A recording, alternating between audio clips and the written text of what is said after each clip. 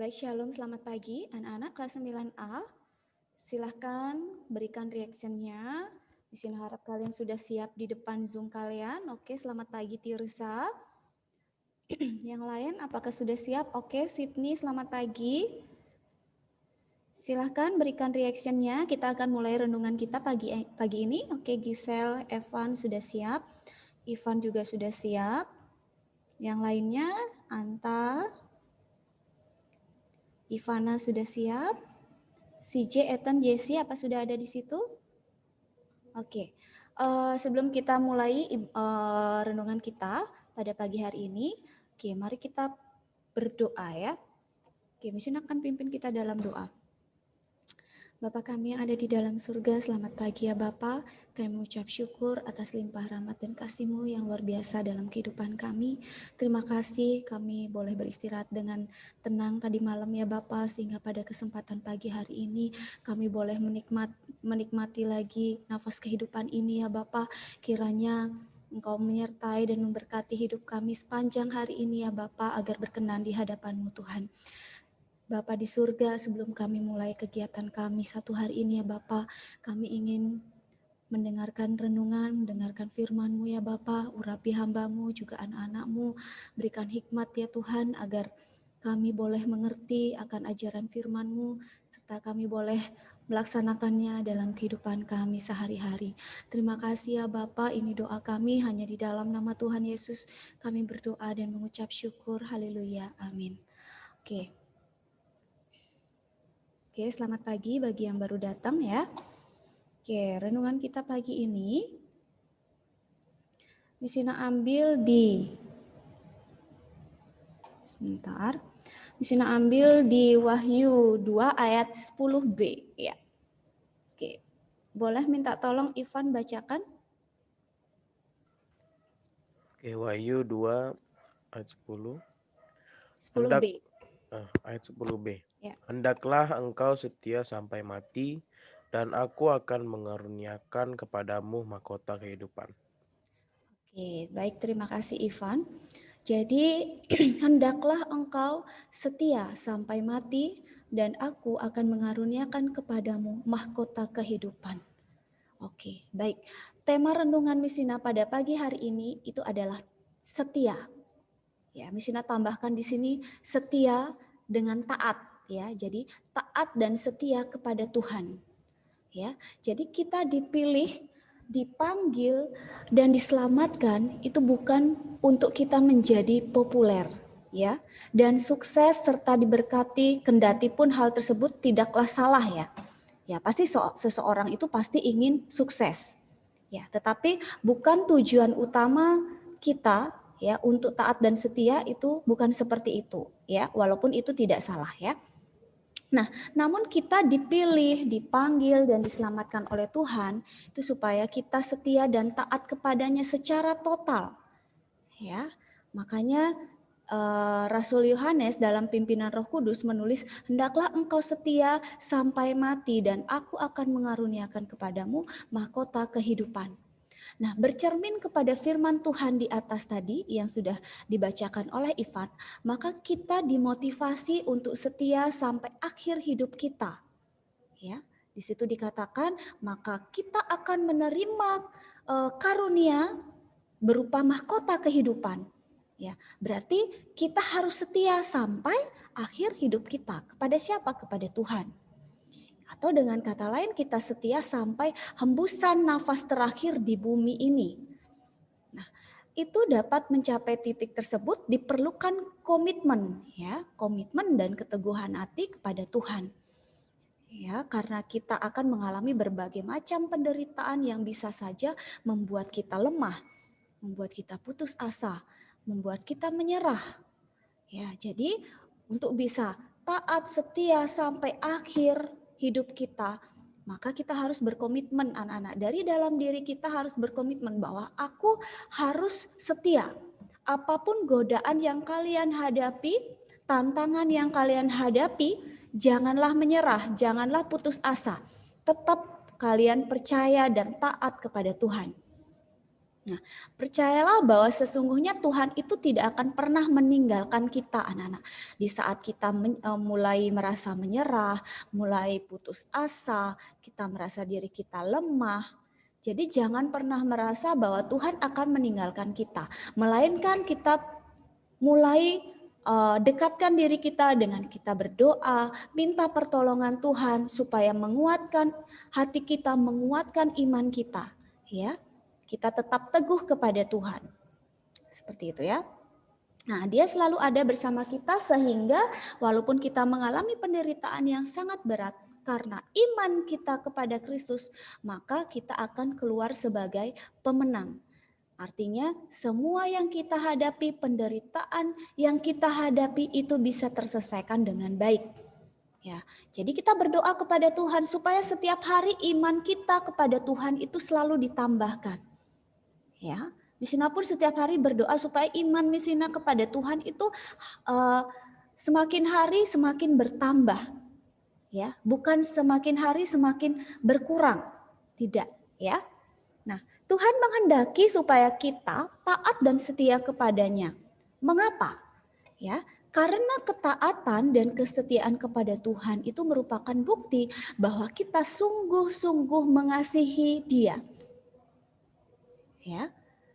Misalkan, kalau kalian taat kepada orang tua kalian, ya, kalian setia kepada orang tua kalian, kalian mau mendengarkan kata-kata orang tua kalian, ya, itu berarti apa? Berarti karena kalian mengasihi orang tua kalian. Begitu juga dengan kalau kalian taat dan setia kepada Tuhan, itu artinya kalian mengasihi Tuhan, ya. Kalian harus mengasihi Tuhan karena apa? Karena Tuhan juga mengasihi kita, ya. Oke ya.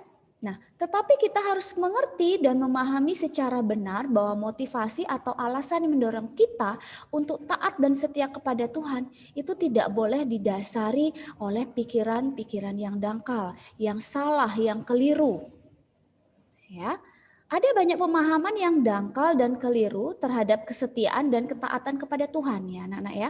Pemahaman yang dangkal tersebut selalu berujung kepada bahwa ketika kita taat dan setia, maka kita selalu sukses, terkenal, kaya, makmur, ya, bahagia dan sebagainya. Itu pemahaman yang dangkal.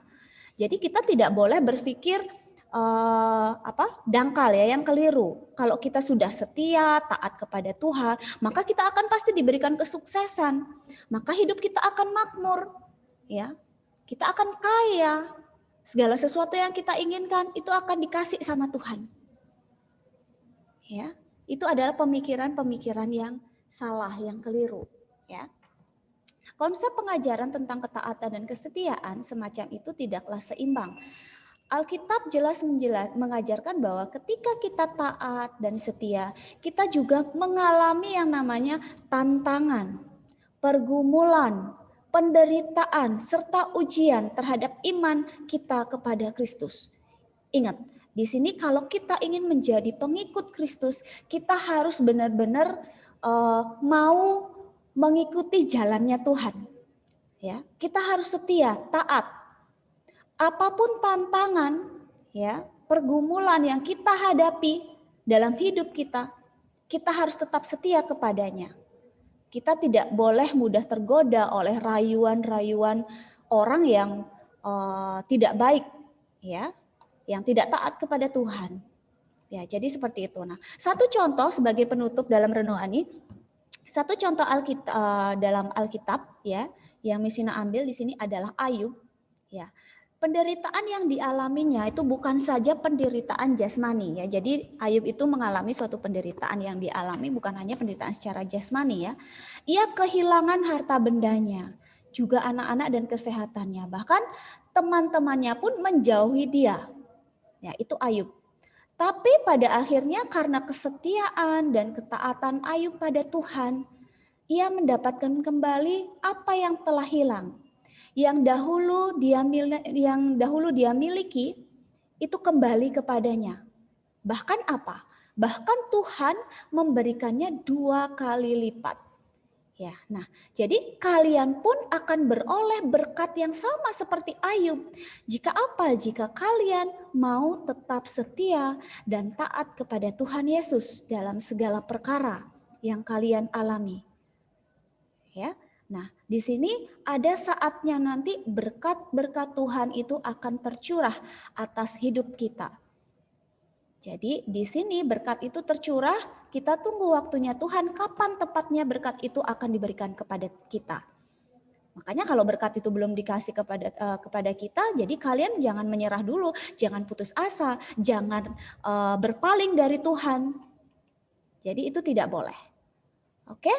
Jadi itu renungan yang bisa Misina berikan pada pagi hari ini, singkat tetapi Misina harap kalian bisa meresapinya, kalian bisa memahaminya, kalian bisa melakukannya dalam kehidupan kalian sehari-hari, ya. Tetap taat kepada Tuhan Yesus, ya.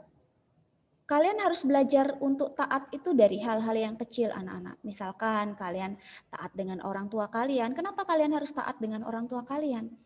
Karena apa? Karena orang tua kalian itu pasti menghendaki yang terbaik untuk anak-anaknya, ya. Jadi kalian harus taat, setia, mendengarkan apa yang dikatakan oleh orang tua kalian, ya. Itu semua untuk kebaikan kalian, ya, demi masa depan kalian. Ya, oke. Jangan pernah bosan untuk mendengarkan teguran-teguran dari orang tua kalian, ya. Nah, karena apa? Orang tua kalian itu adalah wakilnya Tuhan, ya. Seperti apa yang sudah Misina sampaikan beberapa hari yang lalu dalam renungannya Misina, bahwa orang tua itu di bumi ini adalah wakilnya Tuhan, ya. Jadi apa yang dikehendaki oleh orang tua kalian itu pasti yang untuk yang terbaik buat kalian, ya. Begitu juga kalian kalau bisa taat dengan orang tua, berarti kalian pasti bisa taat dengan Tuhan. Seperti itu. Oke, baik anak-anak, itu saja yang bisa Misina sampaikan untuk renungan kita pada pagi hari. Misina minta tolong salah satu pimpin kita dalam doa. Misina boleh minta tolong Ethan, apakah ada di situ Ethan? Halo Ethan, selamat pagi. Ethan bisa Oke, Ethan bisa pimpin kita dalam doa sebelum kita mulai belajar? Bisa. Oke, silakan Ethan. Tuhan Yesus, sebentar lagi kami akan belajar. Tuhan memberkati kami supaya dapat belajar dengan baik dan berkati guru-guru kami supaya dapat mengajar dengan baik. Juga terima kasih atas firman-Mu pada pagi hari ini, Tuhan. Tuhan Yesus, haleluya, amin.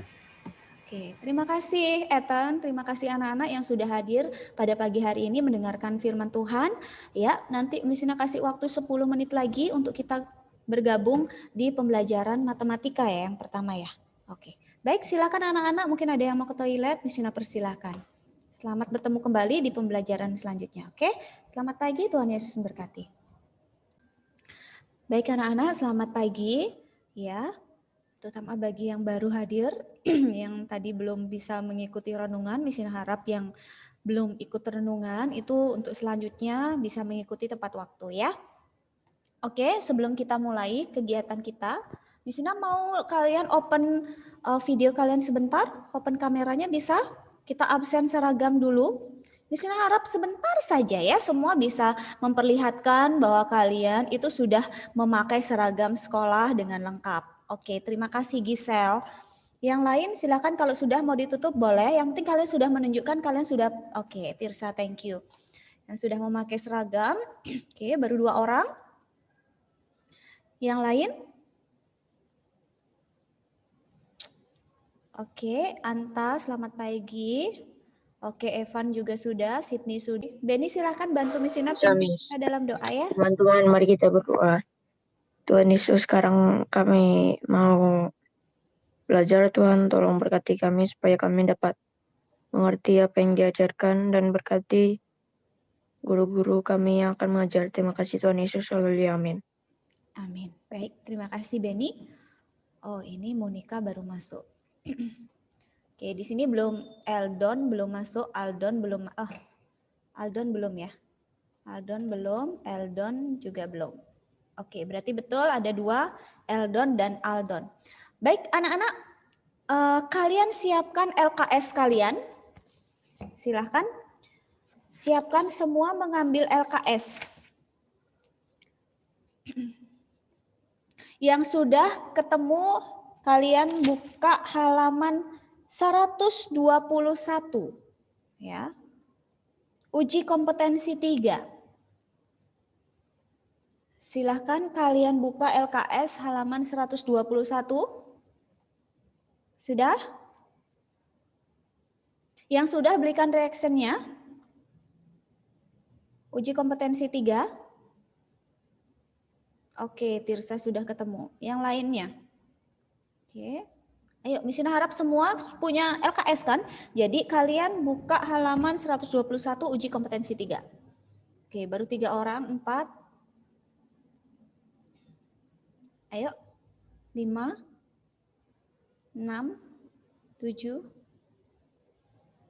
8, 9, 10, 11 ya. Oke. Ivana, apakah sudah ketemu? Monica, Benny, Jesse, Ivana, Monica, Jesse, oke, Benny. LKS-nya halaman 121, uji kompetensi 3, Jesse, Ivan, Ivana. Hai Ivana, sudah ketemu 121? Halaman 121 uji kompetensi 3. Oke. Nah, baik anak-anak, Miss Ina akan kasih waktu kalian untuk mencoba. Jadi biar tidak Miss Ina saja yang menjawab langsung, tapi Miss Ina akan berikan kalian waktu mencoba ya. Mungkin sekitar 20 menit. Ya, ini jam 8 lewat berapa ini ya? 12 menitan ya. Jadi nanti jam 8 lewat berapa? 35 ya. Jam 8 lewat 40 deh ya. Jam 8 lewat 40 Miss Ina akan bahas bersama ya. Jadi Miss Ina minta kalian mengerjakan dulu ya. Kalian berpikir dulu ya. Cara rumus-rumusnya sudah Miss Ina share waktu itu ya.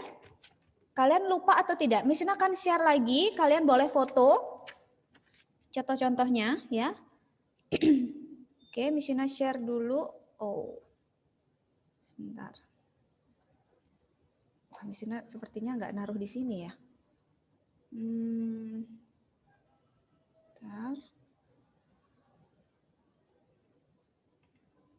Silakan sambil kalian mengerjakan, Miss Ina buka ininya ya, PPT-nya. Kalau ada yang bertanya, Miss Ina beri kesempatan. Silakan bertanya sebanyak-banyaknya yang kalian mungkin tidak paham. Langsung aja kalian tanyakan di sini ya.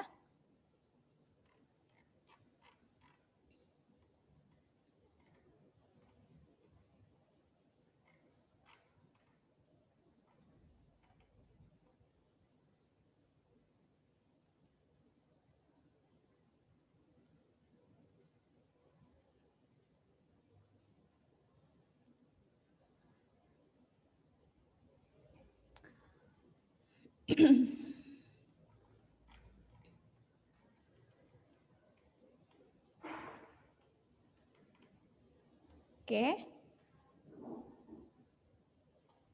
Nah ini.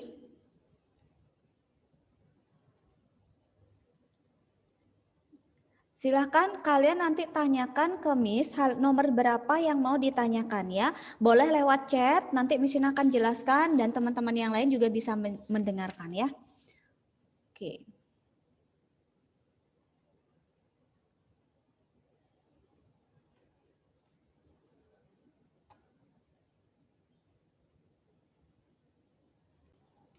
Oke, kita akan bahas yang nomor 1 dulu. Perhatikan gambar berikut ya.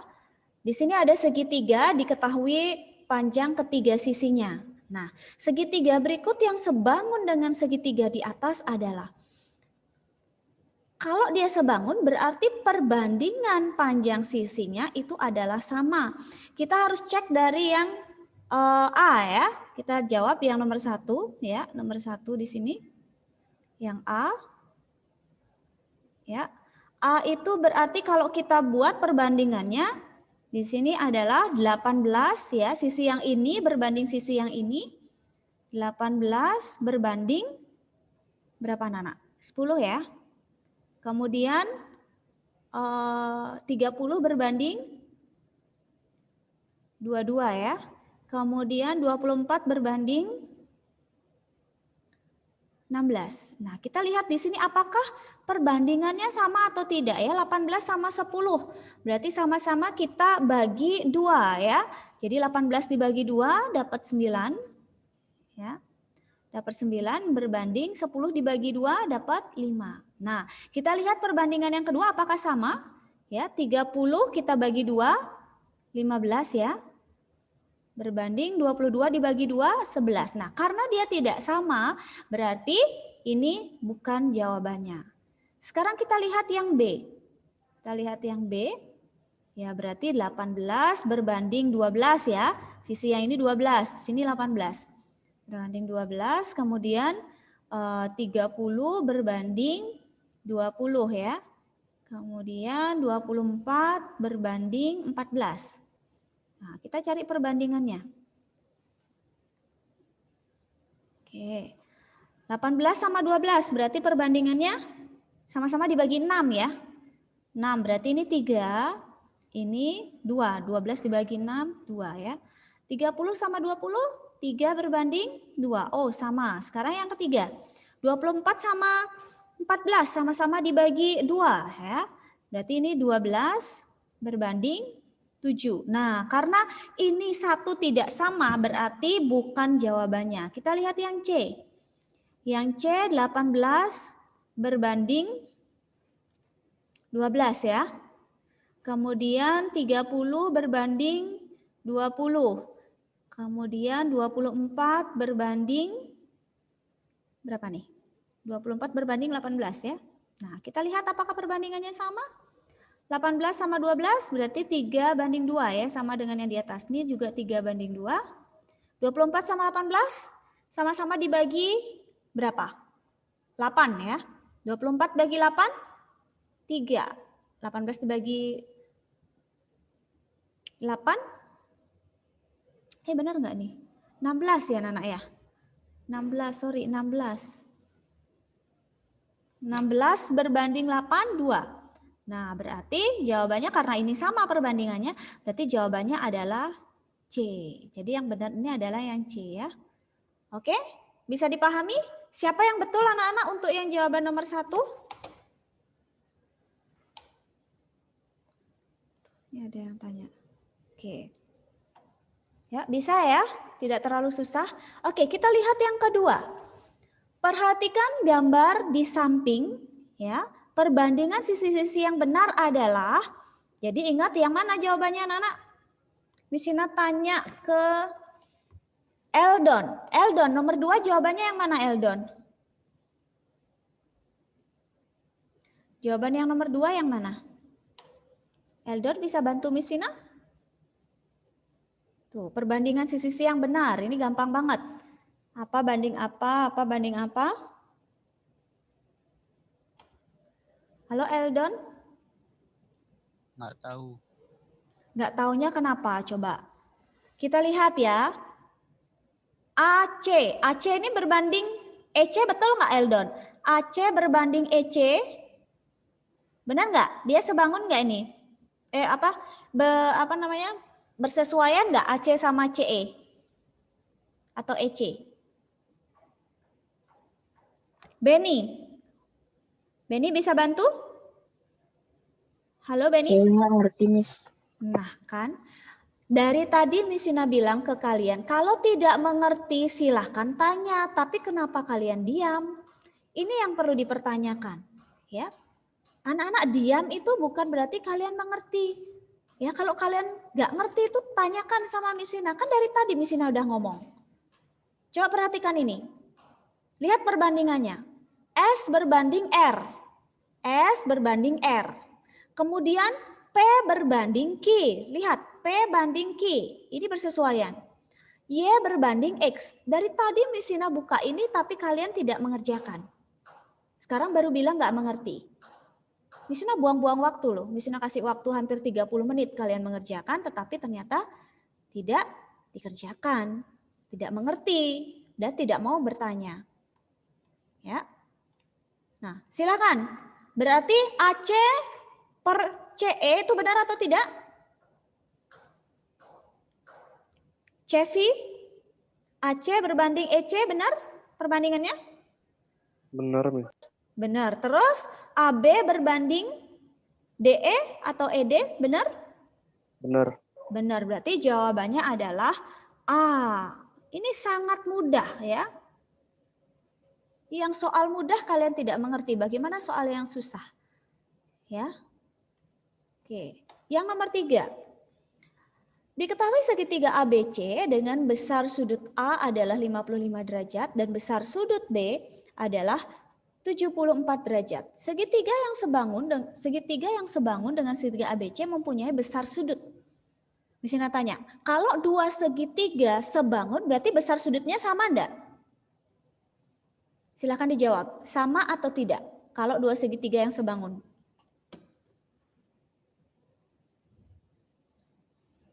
Ayo salah satu jawab. Segitiga yang sebangun apakah sudutnya sama? Iya. Iya, sama ya, tetapi perbandingannya yang berbeda, perbandingannya ya. Nah, kita lihat di sini besar sudut B-nya adalah 74. Kemudian sudut A-nya 55. Nah, sekarang kita cari sudut C. Bagaimana cara mencari sudut C? Besar sudut dalam segitiga, perhatikan semua, besar sudut dalam segitiga totalnya adalah 180, berarti sudut C itu adalah 180 dikurangi 55 ditambah 74. Ya, jadi 180 dikurangi 55 ditambah 74, 129 ya. Sehingga 180 dikurangi 129 hasilnya 51 derajat. Berarti ketiga sudutnya di sini adalah 55 derajat, 74 derajat, dan 51 derajat. Berarti jawabannya A, B, C, atau D?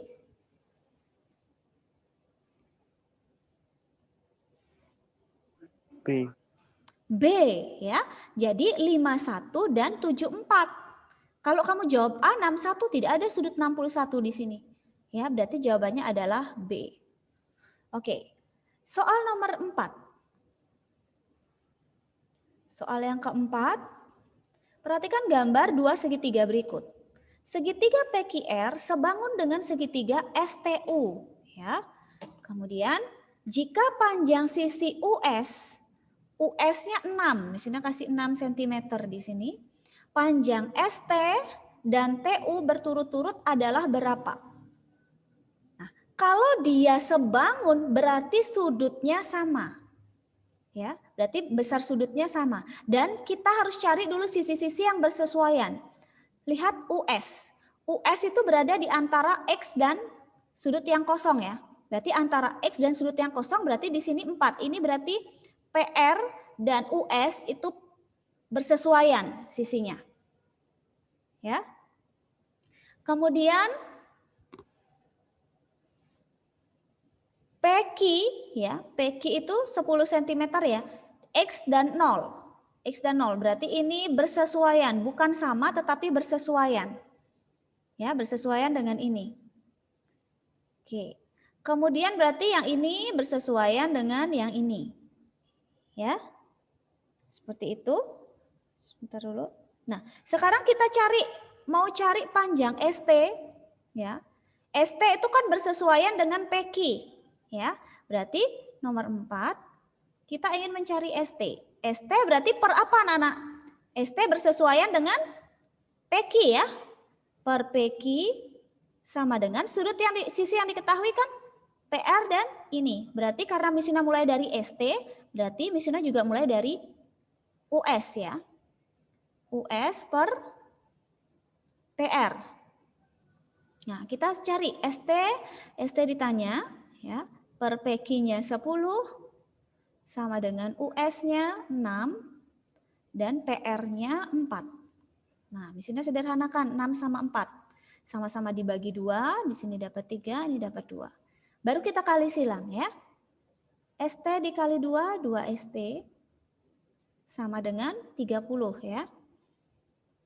Jadi ST-nya sama dengan 30 dibagi 2. Jadi ST sama dengan 15. Oke. Sekarang kita cari panjang TU. Ya. TU juga gitu, TU kan bersesuaian dengan ini. Berarti TU per RQ ya. TU kan bersesuaian dengan ini. RQ. RQ sama dengan, sama kita pakai US per PR. Jadi yang mana yang diketahui itu yang kita pakai. TU ditanya per RQ-nya 8 ya. Sama dengan 6 per 4. Jadi sederhanakan, ini dapat 3, ini dapat 2 ya. Jadi kali silang 2 TU sama dengan 8 kali 3, 24 ya. Jadi TU-nya sama dengan 24 dibagi 2. Jadi sama dengan 12 cm. Jadi yang benar adalah jawabannya 15 cm dan 12, yaitu A. Apakah ada yang ditanyakan sampai di sini? Ada yang ditanyakan? Tidak? Paham? Ya? Oke, kita lanjut. Soal yang kelima. Perhatikan gambar berikut. Jika segitiga HEG ini lambang sebangun atau kongruen anak-anak? AHG sebangun atau kongruen?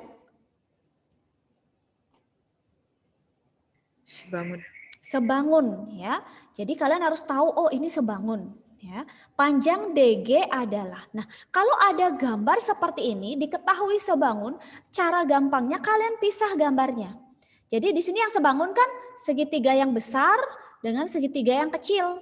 Nah, Misina mau pisah nih gambarnya ya. Misina mau pisah gambarnya. Oke. Cuman bentuknya Misina pakai bentuk yang segitiga yang lebih besar ya. Aduh, sebentar. Terlalu lebar. Oke.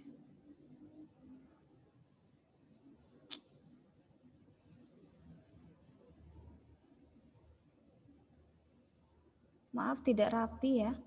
Ini anggap X-nya di sini, ini D, ini F, ya, ini E. Kemudian gambar yang kecil karena dia sebangun berarti bentuknya sama ya. Bentuk sama tapi ukurannya yang kecil. Berbeda ya. Jadi di sini E, kemudian berarti yang di sini kan ini E juga ya. Sorry. Ini E juga. Tuh. Ini E. Yang di sini apa anak-anak? Ini kan berarti X. Berarti di sini titik G ya. Berarti di sini titik H. Nah, diketahui apa saja? GE itu adalah 10 cm. Kemudian FE berarti berapa? FE panjangnya berarti berapa anak-anak? 12 ditambah 3 ya? 15 cm. Kemudian HE ini 12 cm. Nah, yang ditanyakan adalah panjang DG ya. DG itu berarti DE dikurangi GE ya. DE dikurangi GE. Ini berarti DE panjangnya DE dikurangi GE. Betul ya? Ya, ini panjangnya. DE dikurangi GE ya. Oke, DE. Berarti ini panjang DE. Kita cari dulu panjang DE-nya. Kalau kalian sudah ketemu panjang DE-nya, berarti nanti DG bisa dicari. Ya. Sampai sini ngerti nggak? Ada pertanyaan nggak? Kita cari dulu panjang DE ya. Jadi DE per 12 ya. Sama dengan 15 per sisi-sisi yang bersesuaian, 10. Di sini sederhanakan, sama-sama dibagi 5 ya. Dapat 3, ini dapat 2. Terus kita kali silang, 2 DE dikali 2, 2 DE. Sama dengan 12 kali 3, 36 ya. Berarti DE sama dengan 36 dibagi 2. Jadi DE-nya sama dengan 18. Nah, kalau DE 18 berarti ya DG berapa? Jadi DG sama dengan DE dikurangi GE ya. Jadi DE-nya sama dengan 18 dikurangi 10 ya. Hasilnya 8 cm. Berarti jawabannya adalah C. 8 cm. Oke, sampai di sini apakah ada pertanyaan? Miss, jangan diganti dulu Miss slide-nya. Oke, ini nanti mesin akan bagikan kok. Slide. Mesin akan bagikan. Cuman ini pennya bermasalah lagi, jadi nggak mau lurus gitu loh kalau mesin gambar itu agak susah kalau pakai pennya ini. Oke, sudah? Mesinnya lanjut ya. Waktunya mesinnya tinggal sedikit. Oke, nomor 6. Perhatikan gambar berikut. Diketahui segitiga ABC dan segitiga DEF itu adalah sebangun. Jika panjang BE 8 cm dan BC 25 cm, panjang BD berapa? Ya, panjang BD berapa? Jadi panjang BD itu berarti EB dikurangi ED panjang BD itu adalah ED dikurangi EB gitu ya. Oke, nah sama dengan tadi kita pisah gambarnya, Nana. Kita pisah gambarnya. Untuk lebih gampangnya kalian membayangkan perbandingannya ya. Ini segitiga yang besar, ya ini siku-siku. Kemudian ini segitiga yang kecil ya. Oke, di sini berarti A, di sini B ya, di sini C. Oke, di sini D, terus di sini E, di sini F. Betul ya? Nah, di sini panjangnya DF ya, DF itu 9 ya, 9 cm. Kemudian AC-nya 15 cm, ya. Kemudian BC-nya 25. Kemudian yang ditanya adalah panjang BD. BD yang ditanya ya. Jadi BD itu adalah ED ya atau DE dikurangi BE. Ya, BE 8. Ini 8 cm. Berarti kita tinggal cari ED ya. Nah, untuk mencari ED atau DE kita harus cari dulu panjang AB. Ya. Ini berarti 8 plus apa anak-anak? Ada yang tahu nggak? Panjang DE itu adalah 8 plus panjang ED, 8 plus BD. Ada yang masih bingung? Nah, ini mesinnya kasih panjangnya ini. Ya. Nah, sekarang kita buat perbandingannya. AB, kita cari AB-nya dulu. AB per 8. Oke, mencari AB bisa pakai Pitagoras. Mesinnya pakai Pitagoras saja biar cepat. Ya. Bentar. Sampai sini ada yang masih bingung nggak? Memang gambarnya agak ribet anak-anak. Oke, kita cari panjang AB dulu ya, pakai Pitagoras. Berarti AB sama dengan akar 25 kuadrat ya. Dikurang atau ditambah? Dengan 15? Dikurangi 15 kuadrat. Jadi 25 kuadrat 625 ya. Dikurangi 15 kuadrat 225. Sehingga hasilnya adalah 400. Akarnya 20. Nah, sehingga AB-nya ketemu 20. Ya, ini ketemu 20. Ya, sekarang kita buat perbandingannya 20 per 8 plus BD ya. Sama dengan 15 per 9. Nah, ini mesinnya coret. Sama-sama dibagi 3, ini dapat 5, ini dapat 3 ya. Setelah itu kita kali silang. 5 kita kalikan ini. 5 kali 8 plus BD. Plus BD.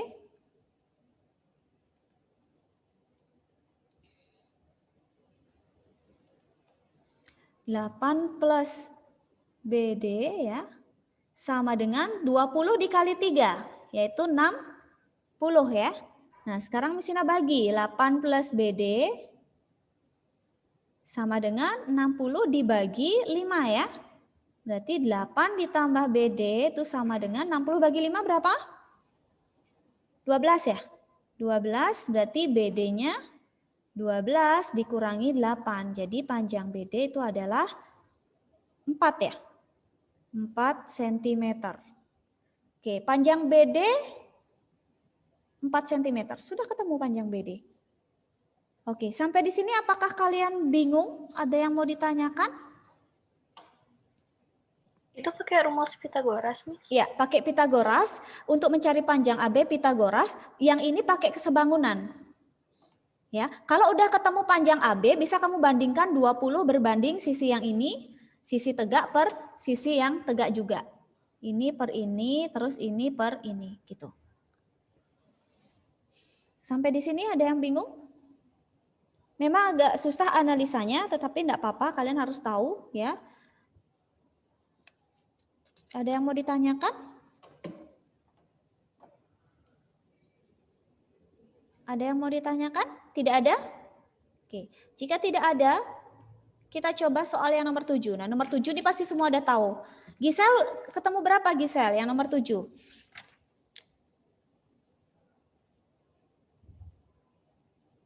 Halo? Oh, Berapa? bentar, Miss, belum, Miss. Oh, belum. Masih ngitung. Oke, Tirsa ketemu 18. Siapa lagi yang ketemu 18? Miss Ina tanya, coba berikan reaksinya. Siapa aja yang ketemu 18? Oke, Tirsa.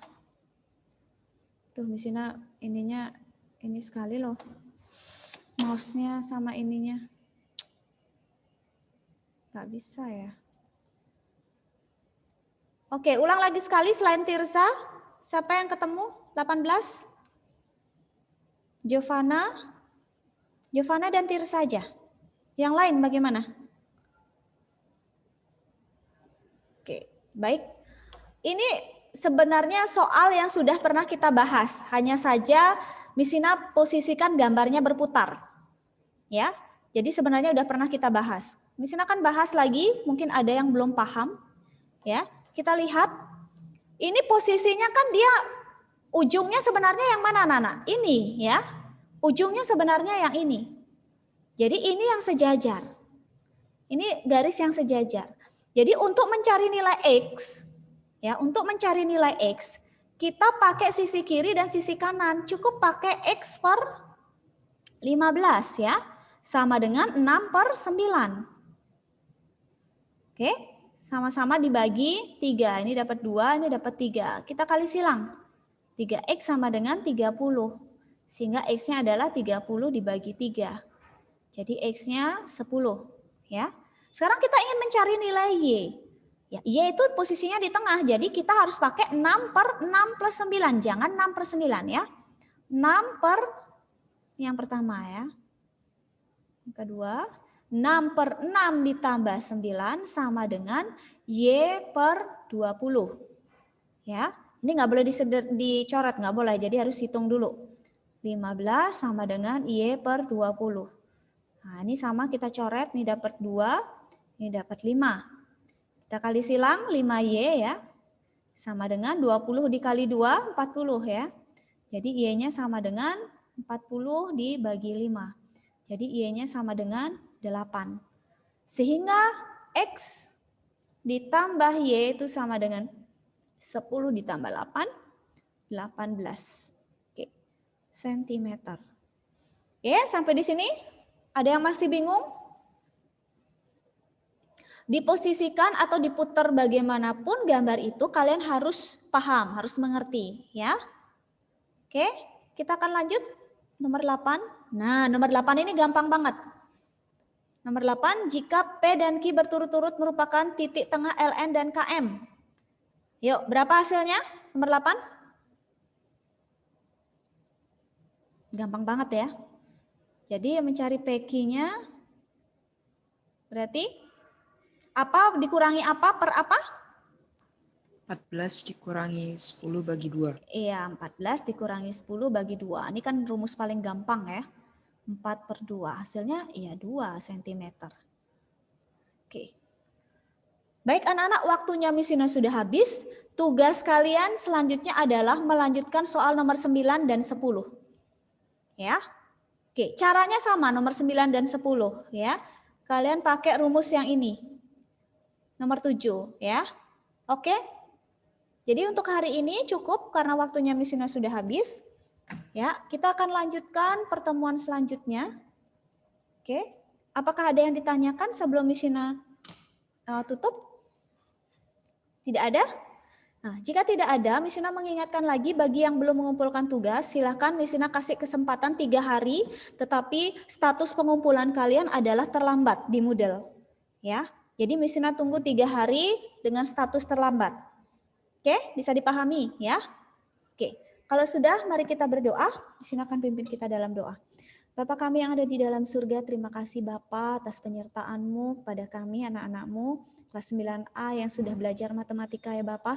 Kiranya Engkau memberkati anak-anak-Mu apa yang sudah mereka terima tadi supaya mereka bisa memahami dan bisa belajar lebih lagi ya Tuhan, sehingga di hari-hari selanjutnya mereka bisa lebih memahami apa yang sudah diajarkan oleh guru mereka ya Bapa. Terima kasih ya Bapa, dan sebentar anak-anak-Mu akan melanjutkan pembelajaran, kiranya Engkau berkati mereka semuanya. Ini doa kami ya Tuhan, hanya di dalam nama Tuhan Yesus kami berdoa dan mengucap syukur. Haleluya, amin. Oke, baik anak-anak, selamat melanjutkan pembelajaran. Tuhan Yesus memberkati.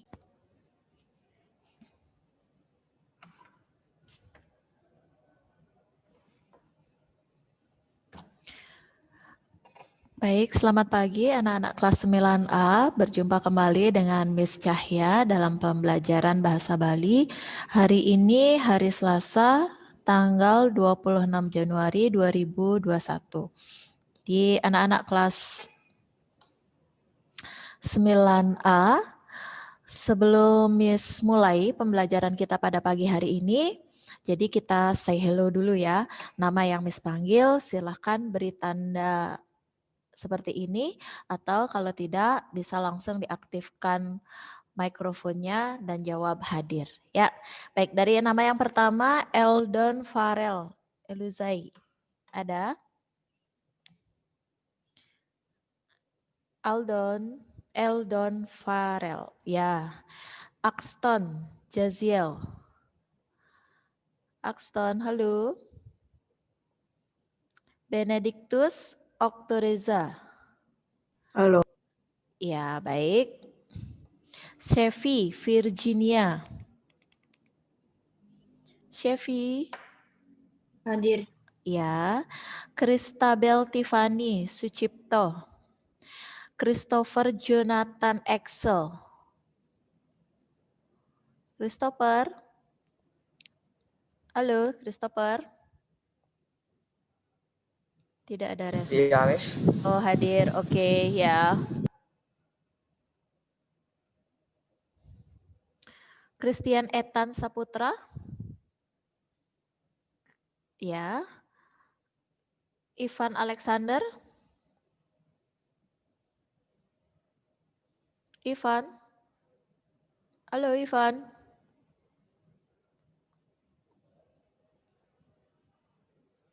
Ivan tidak ada. Ivana.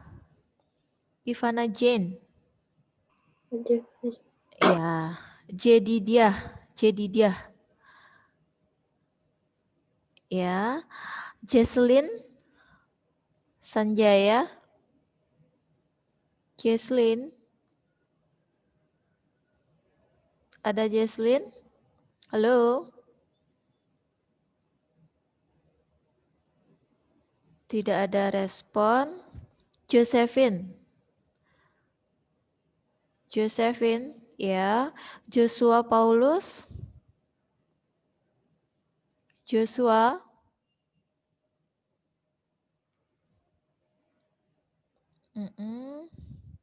Giovanna Hadianto.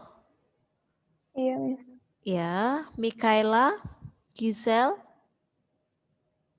Ya. Putu Monika Nandasani. Ya. Nitya Aurelia. Sydney Amanda. Ya. Stefano Jekonia. Ya. Tirza Naftali.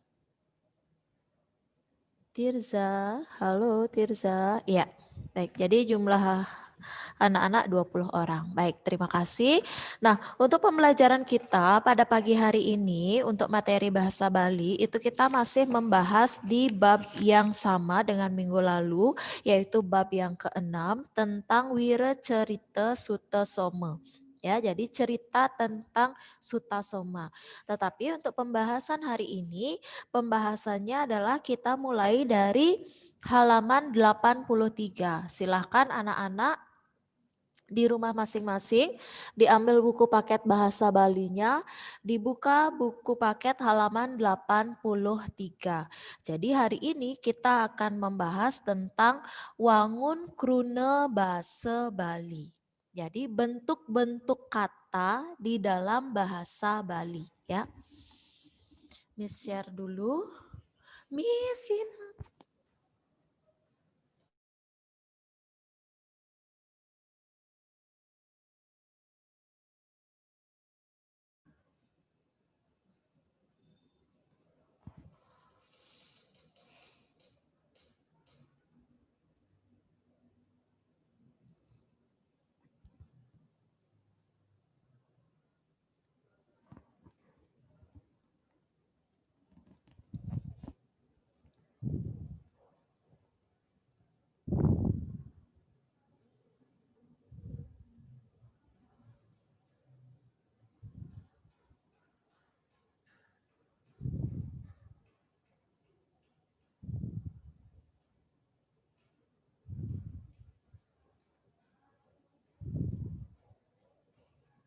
Ya, baik ya anak-anak. Jadi wangun krune bahasa Bali ya, bentuk-bentuk kata di dalam bahasa Bali.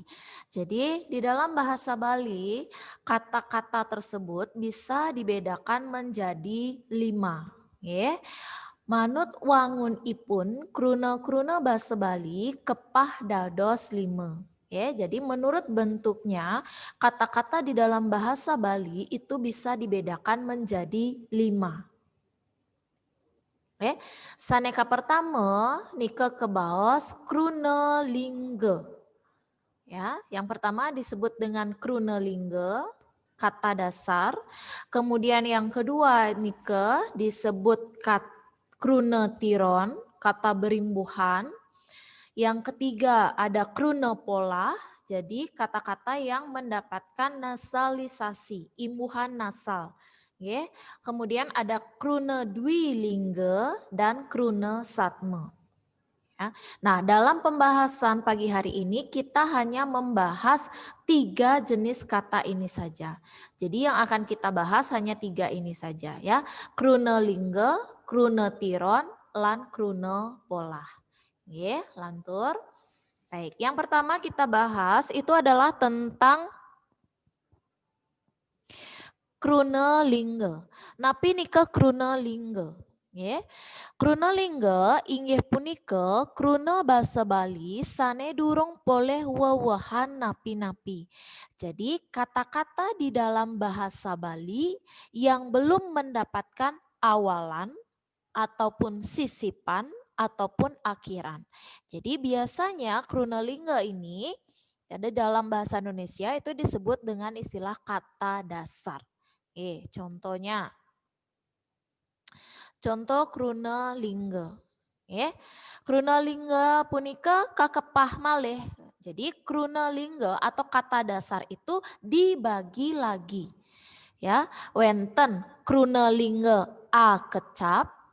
Ya, jadi ada kata dasar satu suku kata, akecap, satu suku kata, krunelingga kalih kecap, 2 suku kata, krunelingga tigang kecap, ya 3 suku kata, kemudian ada 4 suku kata, petang kecap, kemudian ada 5 suku kata, limang kecap.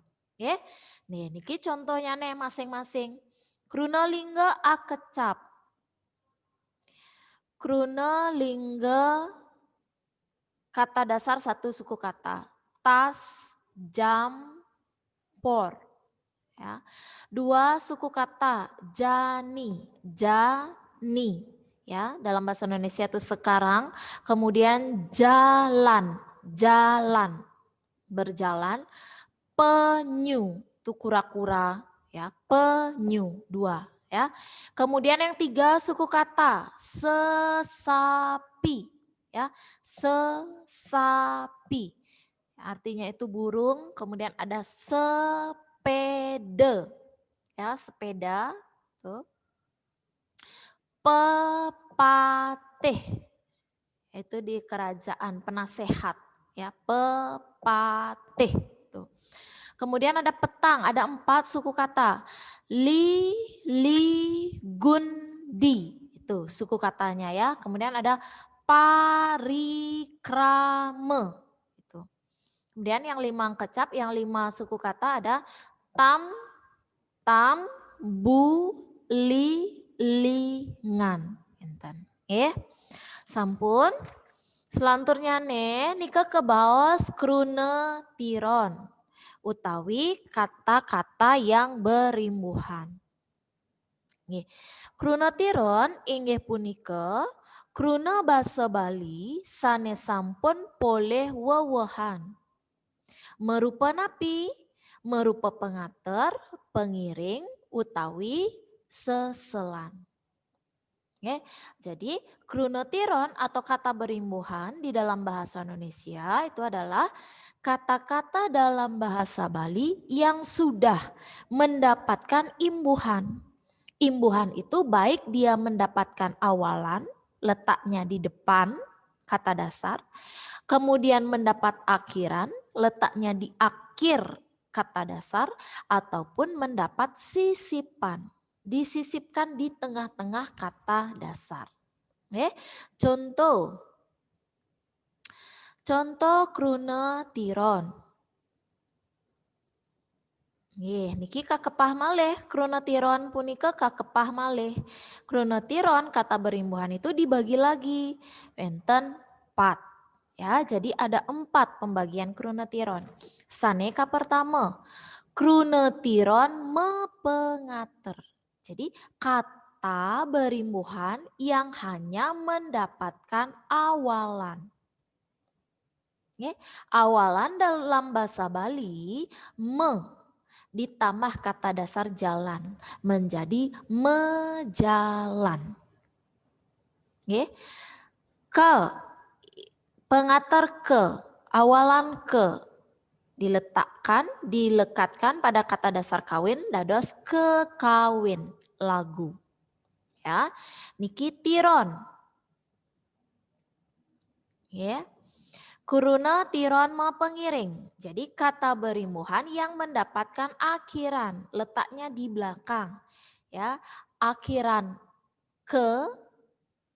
akhiran a dan akhiran ne. Ya, ajak ditambah ajak ke. Diajak artinya. Adi ditambah ne, adine. Itu adiknya dalam bahasa Indonesia. Lanjut, krunetiron maseselan. Jadi kata berimbuhan yang mendapatkan sisipan. Ya, sisipan dalam bahasa Bali nika ke bawah seselan. Ya, niki kata tapak, kata dasarnya tapak mendapatkan sisipan dados telapak. Enten. Ya, telapak tangan itu dimaksudkan. Kemudian surat, kata dasarnya surat mendapatkan sisipan dados sinurat. Gitu. Dituliskan artinya. Selanturipun krunetiron jangkep. Ini adalah krune kata yang mendapatkan imbuhan lengkap. Baik itu awalan, akhiran, ataupun sisipan. Kawisesan. Kata dasarnya wisese. Ka, akhiran, an. Kawisesan. Pakayunan. Itu. Nika contoh krunetiron. Lanjut. Niki krunepola. Napi nika krunepola? Krunopola inggih punika kruna basa Bali saneka polahang antuk pengater anuswara. Pengater anuswara ring basa Bali nika wenten n, wenten nye, wenten wenten eng, niki salah ketik niki siki niki langsung eng. Jadi krunopola itu adalah kata-kata dalam bahasa Bali yang mengalami proses nasalisasi. Apa itu proses nasalisasi? Proses nasalisasi adalah kata-kata yang keluar dari vokal itu disertai dengan suara dari hidung. Seperti mengucapkan huruf ya. Jadi ada sedikit sengau, ada sedikit suara yang keluar dari hidung juga. Jadi bergetar dia di hidung, nasalisasi namanya. Nye, nika contohnya. Krunopola punika kakepah malih. Jadi krunopola atau kata-kata yang berubah bunyi nasalisasi itu dibagi lagi. Dibagi lagi menjadi secara garis besar menjadi 4. Wenten krunopolah talawiya, krunopolah ostia, krunopolah dantia, krunopolah kantia. Ya, jadi ini konsepnya secara konsep itu sama seperti pembentukan kata-kata di dalam bahasa Indonesia. Ya, mungkin anak-anak sudah mendapatkannya di pelajaran bahasa Indonesia. Ada beberapa kata dasar yang jika menemukan imbuhan, kata dasar itu akan berubah bunyi. Ya, seperti sapu mendapat imbuhan menjadi menyapu, bukan mesapu. Ya, jadi di dalam bahasa Indonesia seperti itu namanya nasalisasi. Di dalam bahasa Bali disebut dia dengan istilah krunopola. Sampun resepang? Lantur nggih.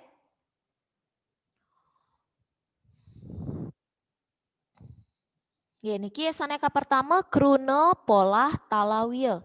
Jadi kata dasar yang awal hurufnya C, J, S, itu akan mengalami proses nasalisasi menjadi nye. Cegut, dados nyegut. Ya, jemak, dados nyemak. Sikut, dados nyikut. Cegut itu digigit, ya. Jemak itu diambil. Sikut itu mengukur. Jadi C, J, S. Kata dasar awalnya itu berawalan C, huruf C, J, S itu berubah bunyi menjadi nye. Ada disebut dengan krunopolah ostia.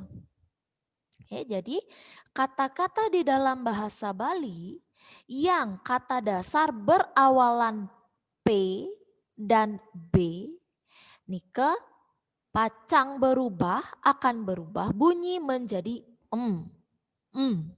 ya, mengalami proses nasalisasi. Pak, pak, dados atau menjadi makpak. Bang akan menjadi mang. Jadi pak-pak ini artinya dikunyah. Bang itu dikasih. Itu. Sampun. Ring buku paket nika wenten nggih, ring buku paket nika ring halaman ulung dasepat. Jadi di buku paket itu di halaman 84 nika contohnya nih. Lantur. Wenten krunopolah dantia. Jadi krunopolah dantia niki kata-kata di dalam bahasa Bali yang kata dasar diawali huruf D dan T nika pacang kegentos akan berubah bunyi menjadi ne. Dingeh. Kagentos dados ningeh. Tulis dados nulis.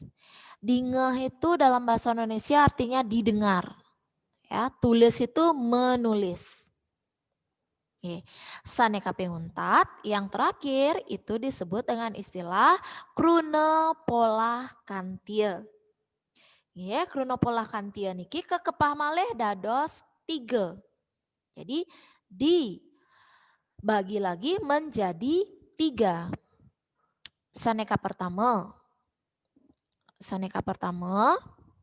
Yang pertama, jadi kata-kata di dalam bahasa Bali yang kata dasarnya berawalan huruf G dan K akan berubah menjadi eng. Ya. Contoh, gebug dados ngebug. Kajang dados ngajang. Ya, jadi gebug nike dalam bahasa Indonesia artinya dipukul. Kajang itu diambil sedikit demi sedikit. Dados ngajang. Ya. Lantur, krune sane ma pengawet suara. Ya, jadi kata-kata di dalam bahasa Bali yang berawalan dengan huruf vokal. Huruf vokal nike A, I, U, E, O, E. Oke. Jadi kata-kata di dalam bahasa Bali yang berawalan dengan huruf vokal A, I, U, E, O, E, nike akan berubah bunyi menjadi eng. Contoh, aleh dados ngaleh. Ilut dados ngilut. Uwe dados nguwe. Egol dados ngegol. Ogah dados ngogah. Entut dados ngentut. Ya, lantur saneka penguntat nika sane ma pengawet arde suara. Jadi kata-kata di dalam bahasa Bali yang berawalan dengan huruf Y, L, W, R akan berubah kegentos dados eng. Yasain, ngeyasain. Lawar, ngelawar. Wayang, ngewayang. Rereh, ngerereh. Nika wenten ring buku paket maka sami. Sampai di sana bisa anak-anak pahami? Sampai di sana bisa dipahami nggih?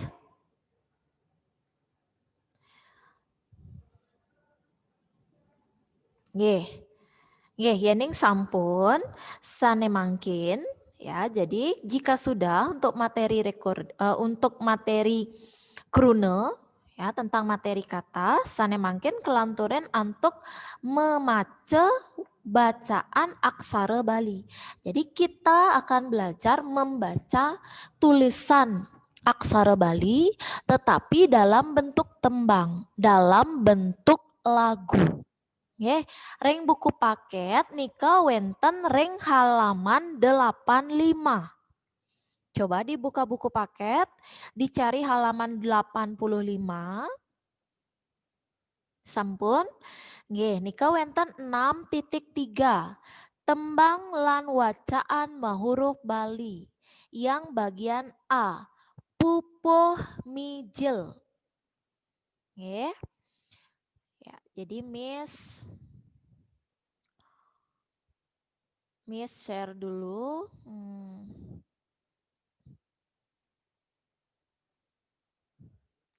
Niki. Nah, anak-anak di rumah masing-masing silakan ditandai, ditulis di orat-oret. Ya, apa makna aksara Bali yang akan Miss nyanyikan sekarang ini? Dicatat langsung. Dengarkan Miss lewat nyanyian lagu.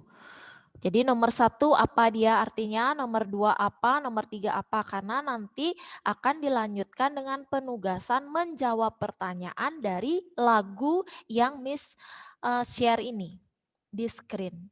Paham ya? Nggih. Niki.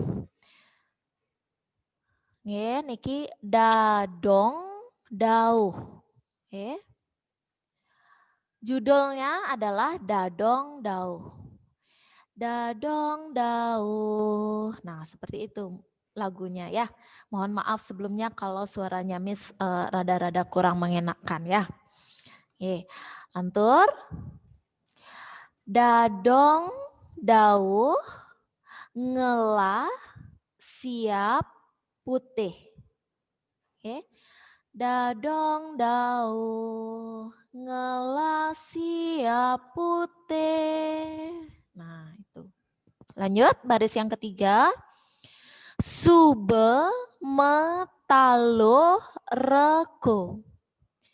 Sube metaloh reko. Nah, itu. Ya.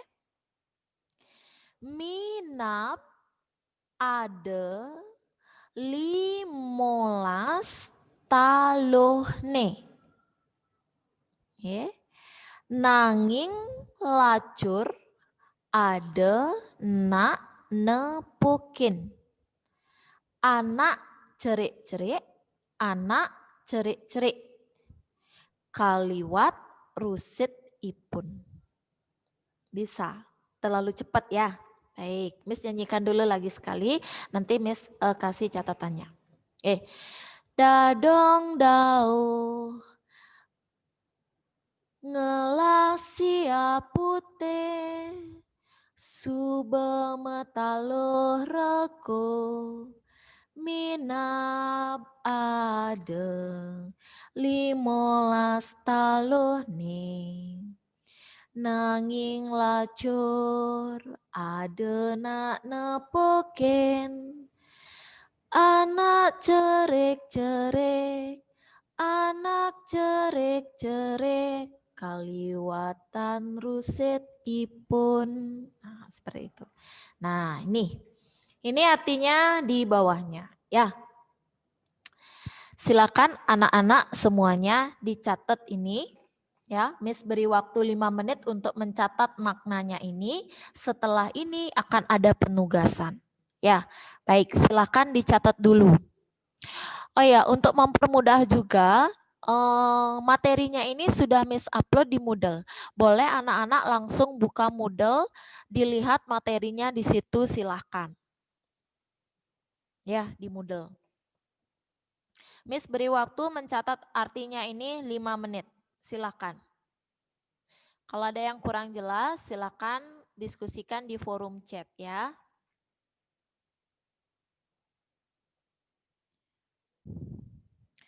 Baik anak-anak, sudah semuanya selesai mencatat maknanya. Nah, jika sudah, sekarang penugasan ya. Jadi silakan anak-anak buka Moodle, kemudian dicari di bahasa Bali, itu penugasan 2. Wangun krune bahasa Bali. Jadi di situ pupuh yang tadi ya, lagu yang tadi Dadong Dauh, di bawahnya itu ada pertanyaan. Silakan anak-anak langsung jawab di Moodle, langsung dikerjakan di Moodle ya sampai waktu pelajaran bahasa Bali selesai. Kalau sudah selesai langsung di-upload. Ya, langsung di-upload di Moodle. Jika ada pertanyaan yang kurang jelas, diskusikan di forum chat. Paham ya anak-anak ya? Tolong kasih tanda jika sudah paham instruksi dari Miss. Halo semuanya, ya Ivan, yang lainnya jika sudah paham instruksi, oke, Josephine, Mikaela, yang lain, Aurelia, Aldon, ya. Ya, baik, yang sudah paham silakan Axton ya. Yang sudah paham silakan langsung dikerjakan di Moodle. Ya, waktunya sampai waktu pelajaran bahasa Bali selesai. Baik anak-anak semuanya, waktu kita sudah hampir habis ya. Jadi sekali lagi Miss ingatkan untuk anak-anak yang sudah selesai menjawab pertanyaan, silakan jawabannya langsung di-upload di Moodle ya. Bagi yang belum selesai, silakan nanti dilanjutkan di rumah masing-masing dan ketika sudah selesai langsung di-upload di Moodle. Di Moodle sudah Miss setting waktu penguploadan jawaban itu Miss batasi sampai pukul 23 nanti malam. Ya, jadi sekali lagi bagi anak-anak yang belum selesai sekarang menjawab pertanyaannya, silakan nanti dilanjutkan dan jangan lupa langsung diupload jawabannya. Waktu pengupload jawaban itu Miss setting waktunya hanya sampai pukul 23 nanti malam. Paham ya? Ya, sebelum istirahat, sebelum Miss akhiri, ada pertanyaan?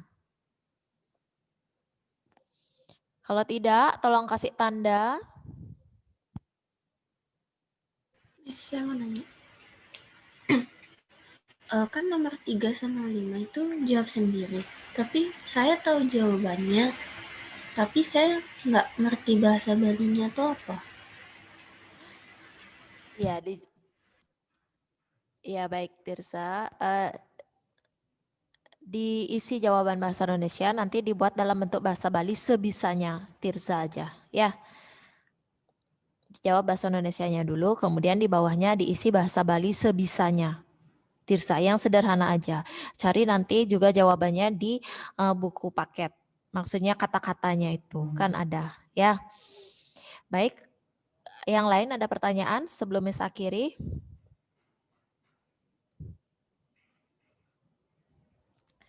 Ya, baik. Baik, jika tidak, Miss akhiri. Sampai berjumpa minggu depan, dan untuk minggu depan nanti kita ada kuis ya, ada kuis terkait dengan materi yang sudah kita bahas hari ini dan juga minggu lalu.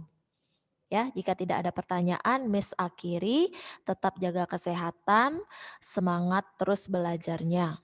Ya, baik, selamat pagi, Tuhan memberkati.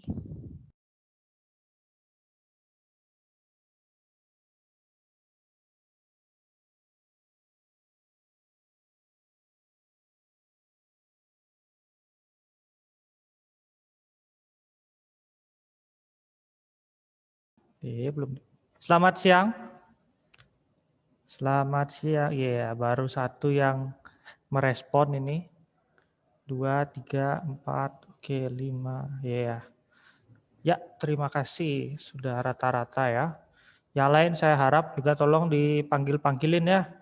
Mungkin lagi ada apa, mungkin disuruh keluar ngangkat jemuran mumpung masih panas ya, atau mungkin disuruh apa ngangkat galon air habis tuh ya, tolong dipanggil supaya bisa kita online hari ini. Tinggal lagi 1 jam aja pelajaran, habis itu bubar. Ya. Oke. Sebelum kita mulai, kita berdoa dulu. Mister bisa minta tolong Joshua.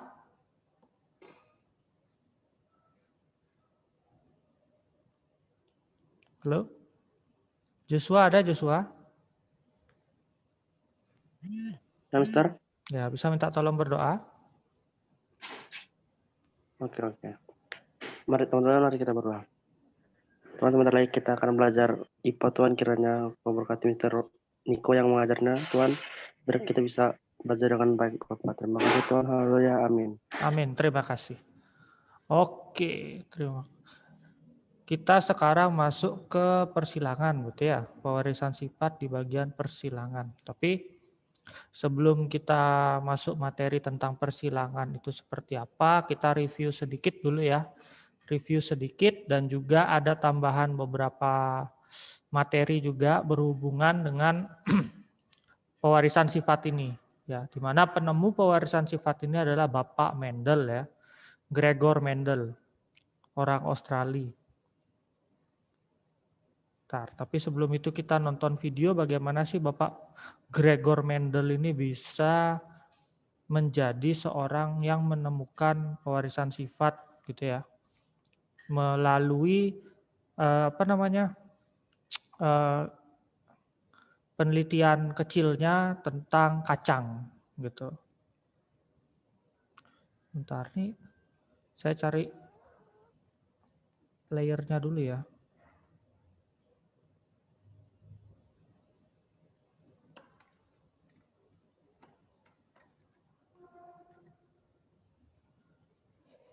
Bentar, nggak kebaca nih. Tunggu dulu.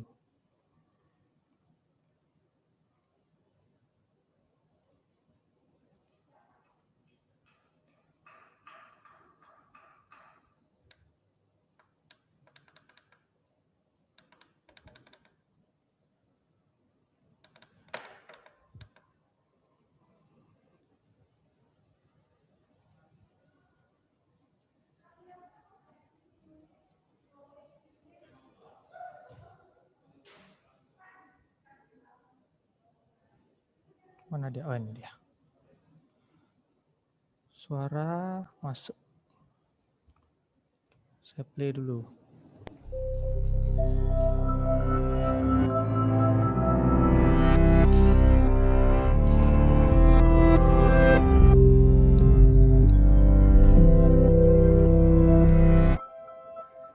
These days, scientists know how you inherit characteristics from your parents. They're able to calculate probabilities of having a specific trait or getting a genetic disease according to the information they have from the parents and the family history. But how is this possible?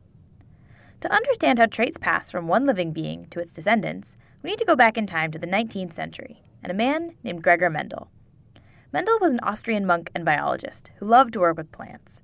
By breeding the pea plants he was growing in the monastery's garden, he discovered the principles that rule heredity. In one of the most classic examples, Mendel combined a purebred yellow-seeded plant with a purebred green-seeded plant, and he got only yellow seeds. He called the yellow color trait the dominant one, because it was expressed in all the new seeds. Then he let the new yellow-seeded hybrid plants self-fertilize, and in this second generation he got both yellow and green seeds, which meant that the green trait had been hidden by the dominant yellow. He called this hidden trait the recessive trait. From those results, Mendel inferred that each trait depends on a pair of factors, one of them coming from the mother and the other from the father. Now we know that these factors are called alleles and represent the different variations of a gene. Depending on which type of allele Mendel found in each seed, we can have what we call a homozygous pea, where both alleles are identical, and what we call a heterozygous pea, when the two alleles are different. This combination of alleles is known as genotype, and its result, being yellow or green, is called phenotype. To clearly visualize how alleles are distributed amongst descendants, we can use a diagram called the Punnett square. You just place the different alleles on both axes, and then you figure out the possible combinations. Let's look at Mendel's peas, for example. Let's write the dominant yellow allele as an uppercase Y, and the recessive green allele as a lowercase y. The uppercase y always overpowers its lowercase friend, so the only time you get green babies is if you have two lowercase y's. In Mendel's first generation, the yellow homozygous pea mom will give each pea kid a yellow dominant allele, and the green homozygous pea dad will give a green recessive allele, so all the pea kids will be yellow heterozygous. Then, in the second generation, where the two heterozygous kids marry, their babies could have any of the three possible genotypes, showing the two possible phenotypes in a 3-to-1 proportion. But even peas have a lot of characteristics. For example, besides being yellow or green, peas may be round or wrinkled. So we could have all these possible combinations: round yellow peas, round green peas, wrinkled yellow peas, and wrinkled green peas. To calculate the proportions for each genotype and phenotype, we can use a Punnett square too. Of course, this will make it a little more complex. And lots of things are more complicated than peas, like, say, people. These days, scientists know a lot more about genetics and heredity, and there are many other ways in which some characteristics are inherited. But it all started with Mendel and his peas.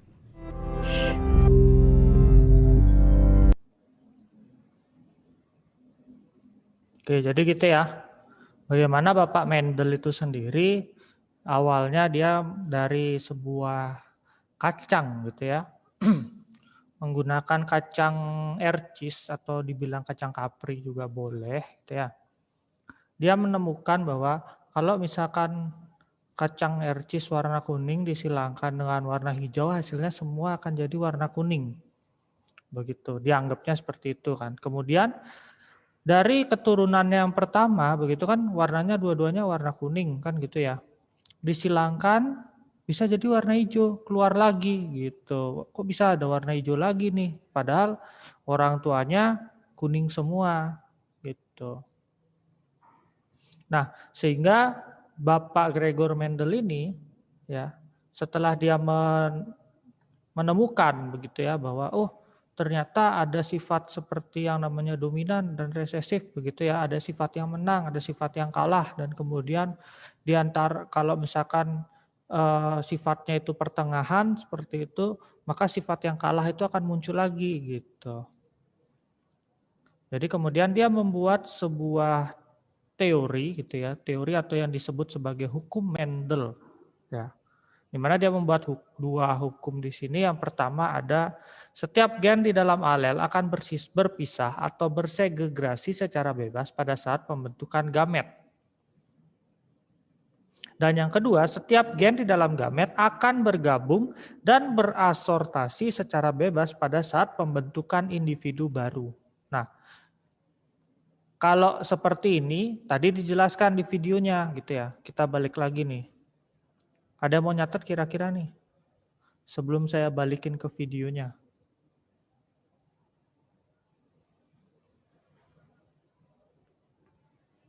Jadi alel itu kan tadi kalian lihat di video, kalau kalian nonton, itu kan berpasangan gitu ya.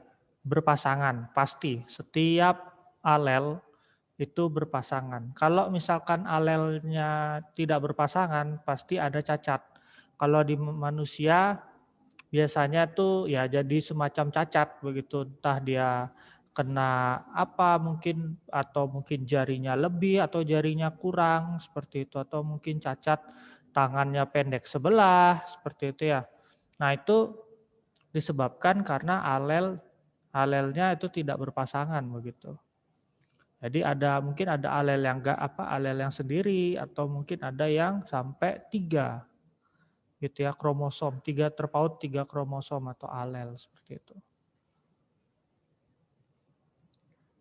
Nah kalau memang nggak ada yang nyatet, saya balikin lagi ke videonya. Nah kalau kalian lihat di video, nah ini pada saat ini, gitu ya. We can use a diagram called the Punnett square. You just place the different alleles on both axes, and then you figure out the possible combinations. Let's look at Mendel's P's, for example. Let's write the dominant yellow allele as an uppercase Y, and the recessive green allele as a lowercase y. Nah, jadi bisa kalian lihat, seperti yang tadi, yang di sebelah kiri dia bersegregasi, itu kan memisahkan, alelnya terpisah. Jadi Y besar dan Y kecil, yang di sebelah kanan pun juga sama. Jadi Y besar dan Y kecil. Itu nanti akan menghasilkan, ya ini, seperti ini. Y besar disilangkan dengan Y besar, maka jadi Y besar gitu kan. Y besar Y kecil, di sini karena Y besar yang di sebelah sini ketemu Y kecil yang di sini, seperti itu ya. Ntar saya pakai ini aja, biar lebih mudah memberikan tanda gitu ya. Nah kemudian sama, sampai akhirnya jadinya seperti ini. The uppercase Y always overpowers its lowercase friend. So the only time you get green babies is if you have 2 lowercase y's. Nah, jadinya ya seperti ini. Bisa kalian lihat. Ntar saya kasih annotate dulu. Nah, ke warna merah aja. Nah, ini ngarahin dulu saya. Ya. Ini, ketika ini bertemu dengan ini, maka jadinya ini. Sama. Saya ganti warnanya dah, biar gampang. Ketika ini bertemu dengan ini, hasilnya akan jadi ini.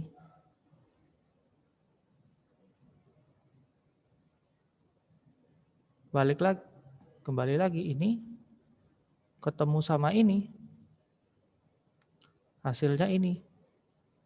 Tapi kan kalian lihat ini ya, kenapa Y kecil dulu, misalkan nih Y kecil sama Y besar gitu ya. Tapi penulisannya tidak Y kecil Y besar seperti itu, karena Y besar itu dominan terhadap Y kecil, istilahnya yang menang gitu loh, yang menang Y besar dari Y kecil kan gitu ya. Jadi Y besarnya ditulis dulu baru Y kecil, kemudian terakhir Y kecil ketemu Y kecil, hasilnya Y kecil. Gitu.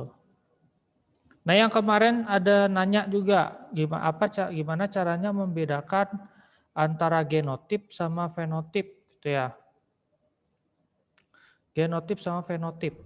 In Mendel's first generation, the yellow homozygous P mom will give each P kid a yellow dominant allele, and the green homozygous P dad will give a green recessive allele. So all the P kids will be yellow heterozygous. Then, in the second generation, where the two heterozygous kids marry, their babies could have any of the three possible genotypes, showing the two possible phenotypes in a 3-to-1 proportion.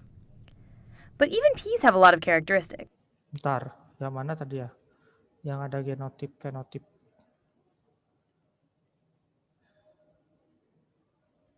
Nah, ini what we call a homozygous P, where both alleles are identical, and what we call a heterozygous P, when the two alleles are different.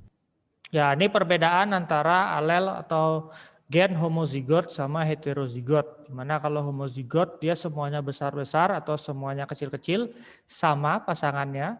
Kalau heterozigot pasangannya beda. Ada yang besar satu, kecil satu. Gitu ya. This combination of alleles is known as genotype, and its result being. Nah, jadi yang tampak seperti ini adalah genotipnya, gitu ya. Secara the two alleles are fenotip. different.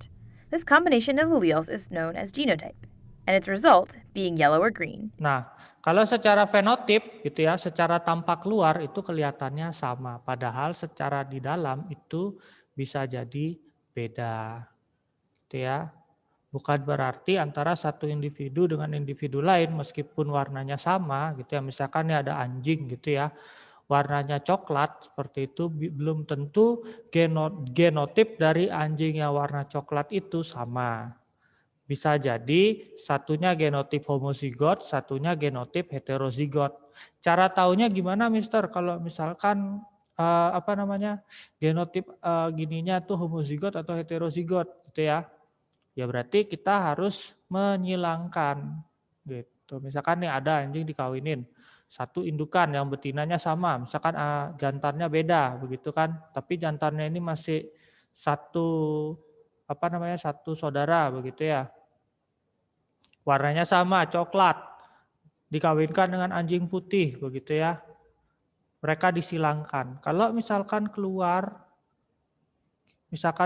warna begitu ya, atau mungkin anjing ada keluar warna yang lain, berarti ada kemungkinan bahwa anjing tersebut adalah heterozigot. Seperti itu.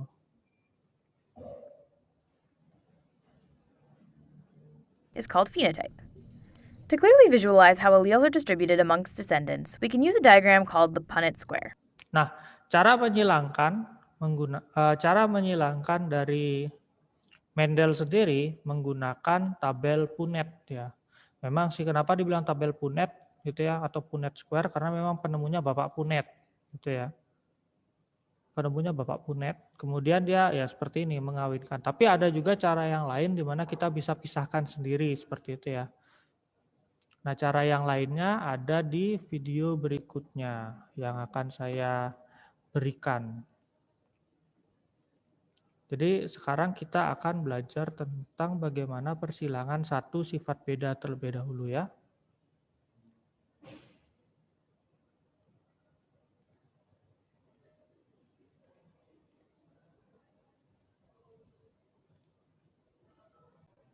We have seen so far that Mendel crossed a purple-flowered plant with a white-flowered plant.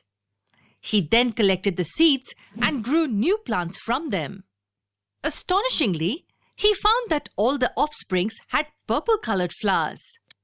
Now, on crossing these plants among themselves, Mendel surprisingly obtained 3 purple-flowered plants and 1 white-flowered plant.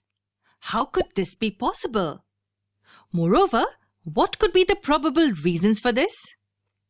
The first set of results were that all the plants in the first or F1 generation were with purple-colored flowers. Here, the term F1 indicates the first filial generation. In this case, he considered color of the flower as a character. Did he cross P plants having other characters too? Yes, he considered all the other characters like plant height, seed color, and so on. And then he found that only one character is expressed in the F1 generation. For instance, he crossed a pea plant having round seeds with the one having wrinkled seeds. In the F1 generation, he obtained all the plants having only round seeds. It implied that the offsprings are similar to only one of the parents and do not have any resemblance with the other. And this was seen for all the characters. Now, getting back to our example of flower color, Mendel obtained all the plants with purple-colored flowers in the F1 generation. But this wasn't the case in the next step. When the offsprings from this F1 generation were crossed, one plant out of the 4 had traits just like the original parent that was considered. That means in this case, 1 out of the 4 had white-colored flowers and 3 had purple-colored flowers. With this, he concluded that characters are passed from one generation to the other. With the current knowledge we have, we know that this is due to the passing of genes. However, it was not known back then. Mendel named these as factors. So it was believed that there are factors which carry these traits from one generation to the other. But what about the disappearance of the trait in one complete generation? In the F1 generation, the trait of white-colored flowers was not seen at all. This was explained by Mendel in a very efficient manner. He explained that in organisms like the green peas, one factor is always expressed and it superpowers the presence of the other factor. We call these factors as genes or alleles now. We will have a detailed look at what genes mean in our upcoming parts. But for now, let's focus on Mendel's work. In today's terms, Mendel said that some genes are always expressed irrespective of the other. These are called dominant genes. The others which are suppressed are referred to as recessive genes. So why did the recessive genes not express themselves in the F1 generation? And how did they get expressed in the F2 generation? Let's understand this with the help of a theoretical explanation of this cross. Let's consider letter P written in uppercase as the allele, that is factor in Mendel's terms, for the purple-colored flower. And the white-colored flower will be represented with the allele P written in lowercase. Now, the first cross included purple-flowered plant and a white-flowered plant. So this is how we can represent this crossing. Any idea why have we used the letter P twice here? It's simple. The green pea plant is a diploid plant. What does diploid mean? We have always come across the saying that humans have 23 pairs of chromosomes. That's because the chromosomes in us are always in pairs. Each set has one chromosome from each parent. This is nothing but the diploid nature. So when organisms have 2 sets of chromosomes, they are referred to as diploid organisms. Getting back to green peas, there are 2 sets of genes in it. That is why we use the letter twice to represent both the allelic forms. So here, PP written in uppercase will represent the purple color of flowers, while PP written in lowercase will represent the white color of flowers. Now in this cross, the gametes, which are nothing but the reproductive cells, will be formed like this, and the cross will yield us this result. How? This combination, this one, then this one, and this is the last one. These are the 4 possible combinations. Now, as you can see here, PP indicates that the offspring has one dominant and one recessive allele.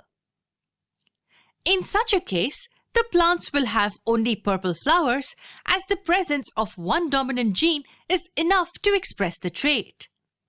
That is why all the plants have purple-colored flowers in the F1 generation. Now, can you guess why the ratio 3:1 is obtained in the F2 generation? Let's find that out with the help of a similar theoretical cross. Here, we take any two random plants from the F1 generation. Crossing these two, or even by carrying out the selfing process in a similar fashion, gives us this result. Now, as we can see here, these three offsprings have at least one dominant gene. That is the reason why each of these is a purple-flowered plant. Now in this case, both the genes are recessive, that means no gene to dominate the trait. As a result, the plant expresses the recessive trait, that is, white-colored flowers. This was the simplest way to explain Mendel's results. Dominant genes are those which are expressed in both homozygous and heterozygous forms. On the other hand, recessive genes are those which can be expressed only when present in homozygous form. Hold on. Any idea what do we mean by homozygous and heterozygous? We know that the term homo means same and hetero means different. So homozygous means the set of genes are same, both either dominant or both recessive. For example, PP and PP are both homozygous forms. Heterozygous is exactly opposite of this. It simply means both the forms are different. So here, PP represents the heterozygous form, one dominant, one recessive. So, the dominant alleles are expressed in both homozygous and heterozygous forms, while recessive alleles can be expressed when present only in the homozygous forms. This was just an introduction to Mendel's experiments. Let's have a look at one more example and a few more terms in genetics in the next part. We have seen how the cross of a character like flower color is carried out. In this part, let's get introduced to a few more interesting terms in genetics. But before that, let's understand the cross of one more character and get thorough with it.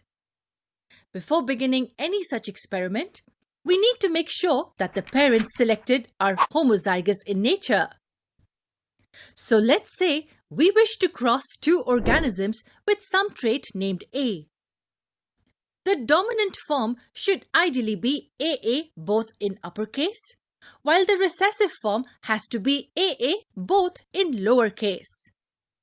Now, the recessive form will definitely be homozygous. Why?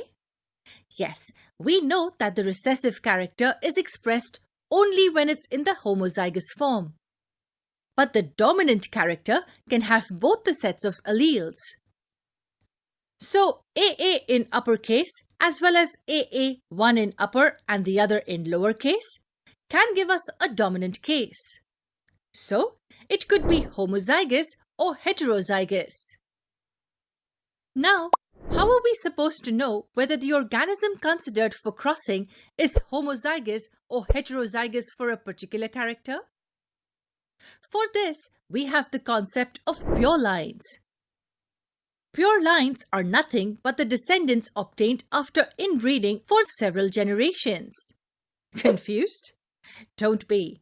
It's easy to understand this with an example. Let's say we have this particular breed of dogs. Both these have genes for a good coat on their skin, say C. So, both these dogs may have the genes CC both in uppercase or CC, that is, one in upper and the other in lowercase. On crossing these two dogs, we get these offsprings. Clearly, the genes are passed to this generation. Now, on crossing any of the two dogs from this same progeny, we get these offsprings. That means again, the same set of genes is passed to the next generation.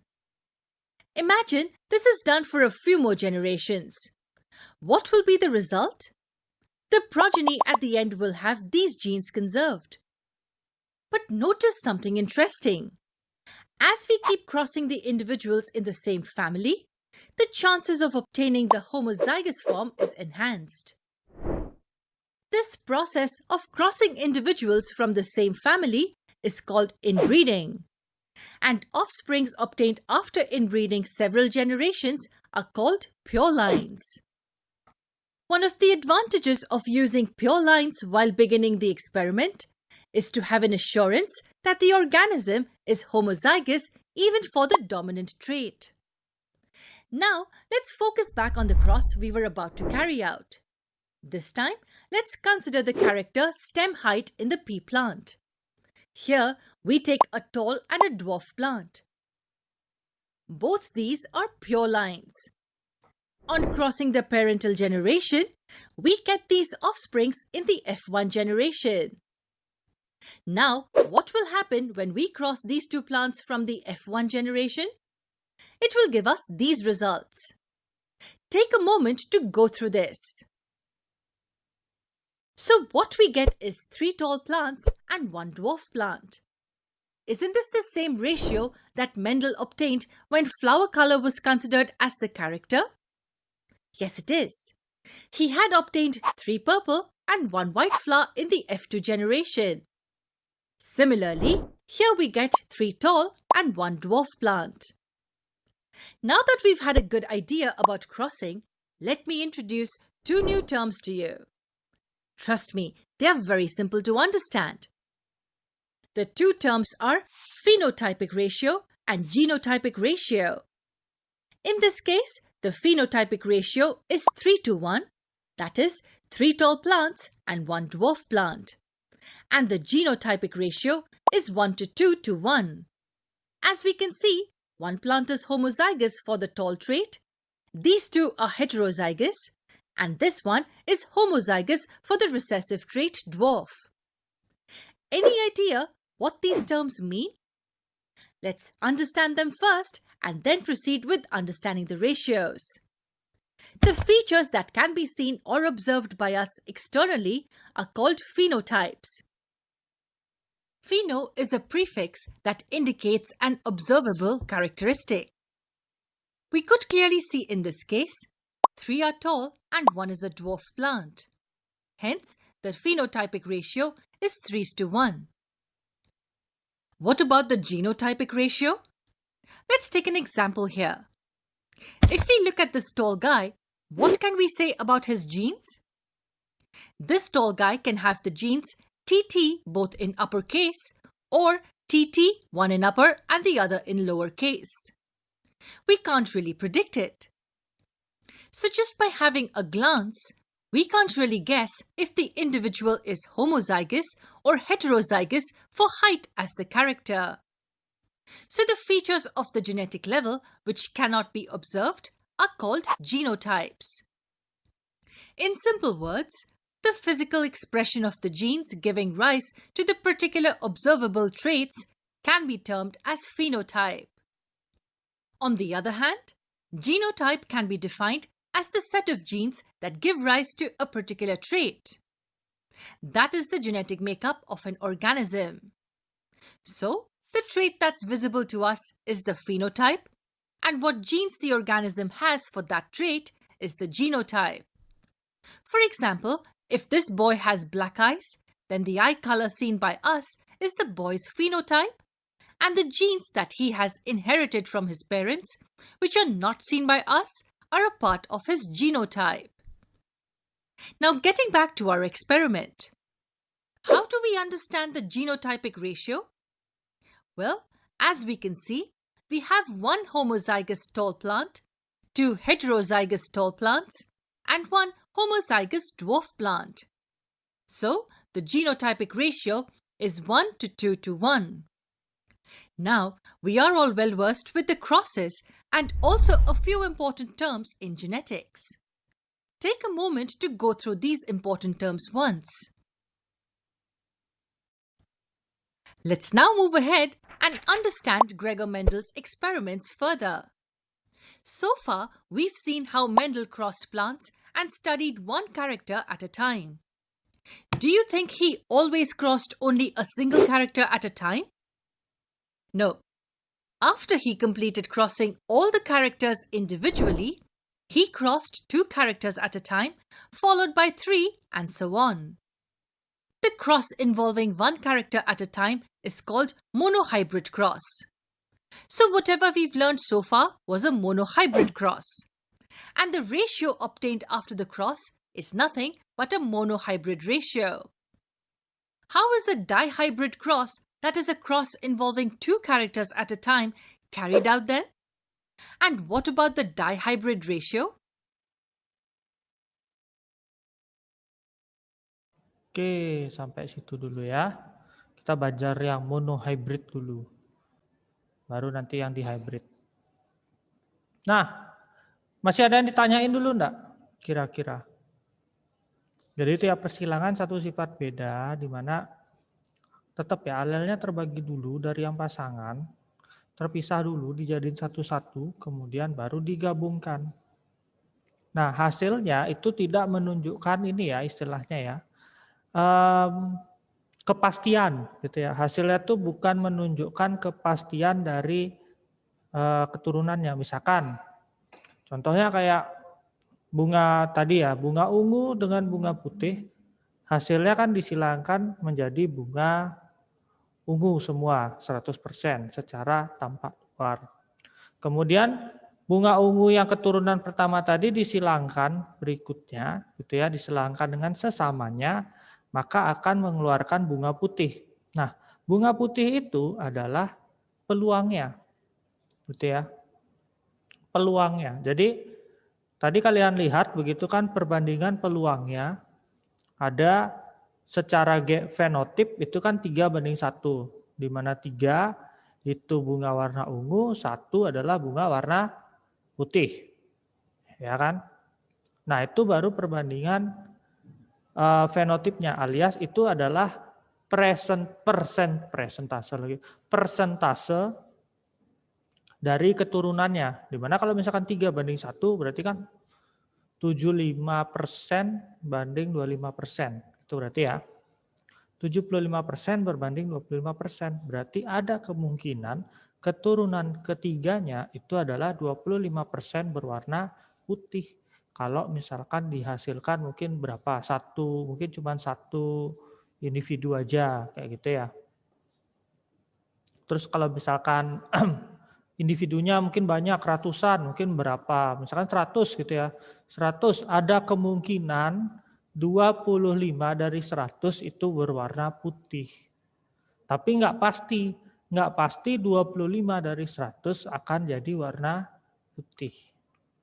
Gitu, tapi akan ada, tetap keluar gitu. Oke. Jadi coba sekarang kita latihan dulu. Silakan buka LKS kalian halaman 65. Silakan buka LKS halaman 65.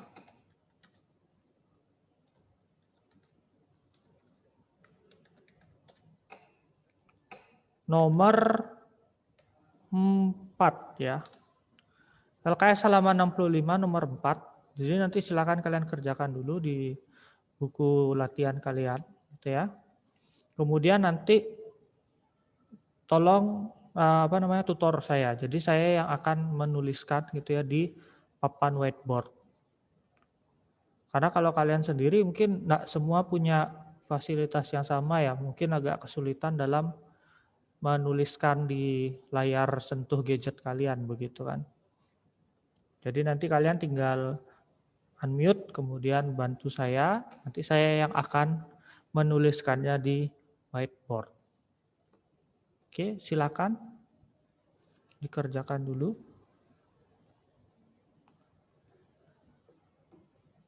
Kalau masih ada yang mau bertanya, bisa masukkan ke dalam kolom chat pertanyaannya.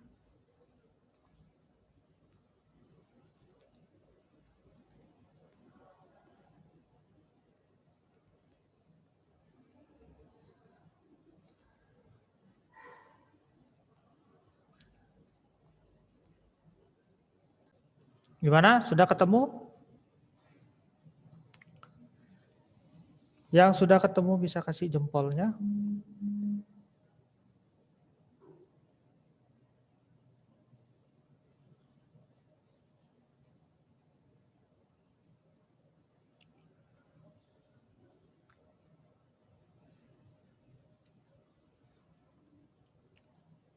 Yuk, yang ketemu bisa kasih jempolnya. Oke, baru 1.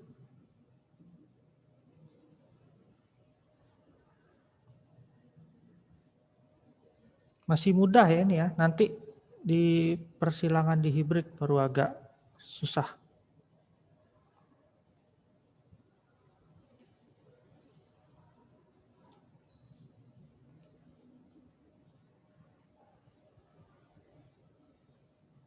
Jadi terserah kalian mau pakai cara yang mana, entah kalian mau pakai yang model tabel seperti di video pertama, atau kalian mau pakai di cara dipisah-pisah seperti di video kedua.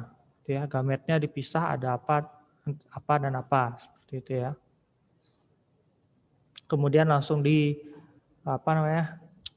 kayak disambung-sambung begitu.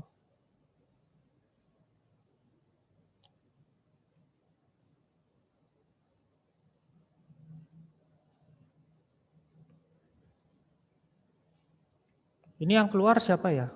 Oh, Aldon ya. Mungkin dia lagi connect kembali.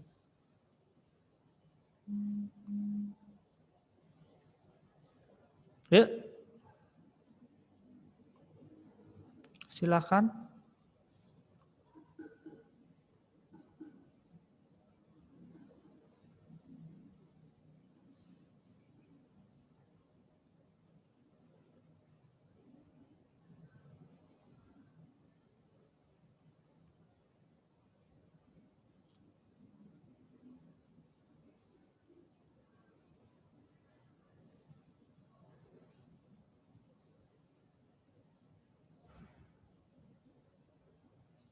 Atau masih ada yang belum dimengerti?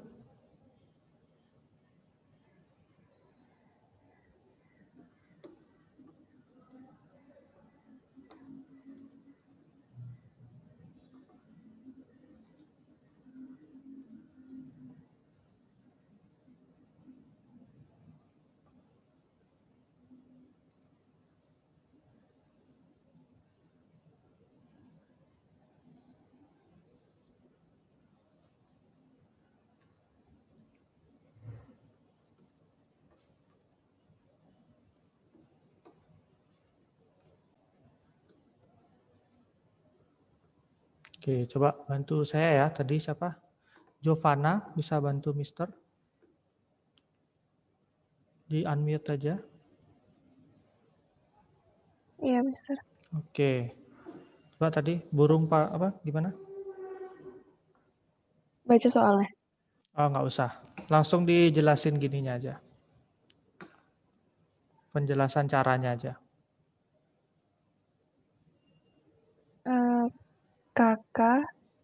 Kakak yang besar. Disebut K besar gitu ya. Disilang sama K kecil. Kemudian gametnya gimana? K besar sama K kecil. Ya, gametnya begini ya, K besar. Hasilnya pakai tabel apa pakai yang cara seperti di video kedua? Yang video kedua. Oke, di video kedua berarti langsung digabungkan begini ya.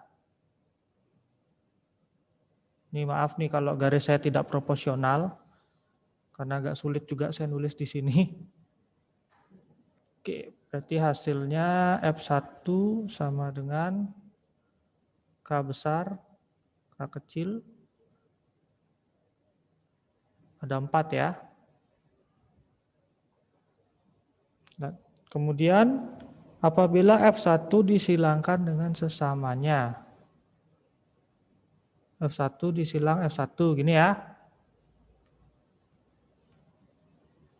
Oke, lanjut Giovanna. K besar. Bukan K besar, K kecil gini, karena dia disilangin dengan sesama. Oh iya, K besar, K kecil. Terus disilang sama ya. Oke, pisah dulu gametnya. Ada K besar, ada K kecil. Ada K besar, ada K kecil. Tinggal dipasangkan aja.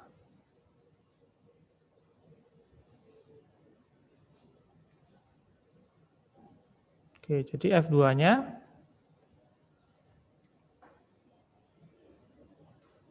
gimana Jovana F2? K besar, K besar. K besar, K besar. K besar, K kecil. K besar, K kecil. K besar, K kecil. K besar, K kecil. Sama K kecil, K kecil. K kecil, K kecil. Oke, terima kasih. Terus ditanya perbandingan genotipnya. Berarti kan dilihat genotipnya ya yang sama. Berarti hasilnya gimana Jovana? Jadi 3:1. 3:1 ya. Ya, itu kalau secara fenotip. Karena kan kalau dilihat secara fenotip, ini bisa kalian lihat. Ini kan warnanya sudah pasti hijau ya. Sedangkan ini menjadi warna biru. Nah, itu fenotipnya. Berarti kan 3:1. Nah, kalau misalkan genotipnya dilihat sesuai dengan ini. Ada 1, ini dan ini sama ya. K besar, K kecil berbanding 2. Ini K kecil. Berarti banding 1. Oke. Terima kasih Jovana sudah membantu Mister ya. Jadi ini bisa kalian lihat hasilnya adalah 1:2:1. Memang agak mirip-mirip gitu ya agak mirip-mirip ya memang ya. Kata apa? Bahasanya begitu. Memang agak mirip-mirip gitu ya bahasanya gitu ya. Fenotip, genotip. Jadi ingat fenotip adalah yang tampak di luar, istilahnya yang menggambarkan dari gennya, sedangkan genotip itu adalah kodenya. Itu ya. Coba lanjut soal nomor 5 deh. Sambil kalian yang ini nyatet, yang sudah selesai bisa dilanjutkan nomor 5. Nah, nomor 5 itu adalah sifat intermediate ya. Jadi ada sifat pertengahannya seperti yang di pertemuan lalu Mister sampaikan gitu. Jadi ada sifat pertengahannya di situ. Misalkan merah, putih, merah disilakan dengan putih, hasilnya akan jadi merah muda. Coklat dengan hitam dengan putih jadi abu-abu seperti itu ya. Jadi ada sifat tengahnya. Silakan coba kalian kerjakan yang nomor 5 berikutnya ya.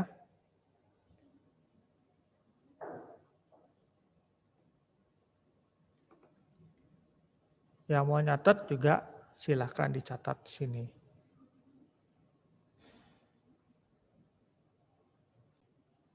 Oke, gimana? Sudah menemukan?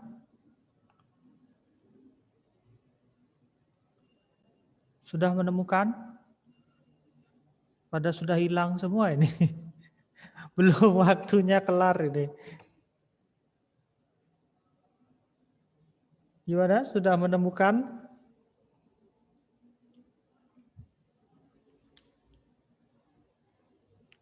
Yang sudah dapat jawabannya bisa kasih jempolnya. Nggak usah takut salah.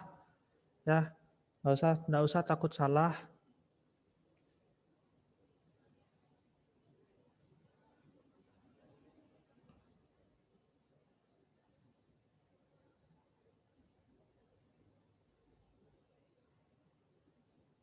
Yuk.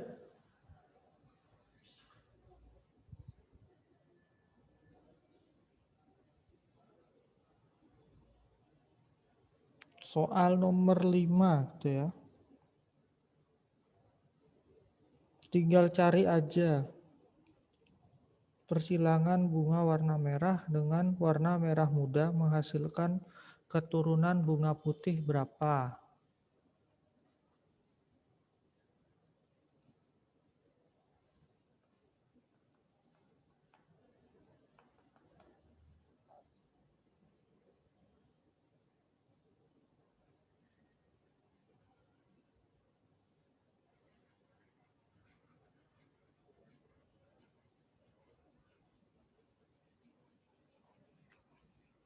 Yuk, satu orang aja.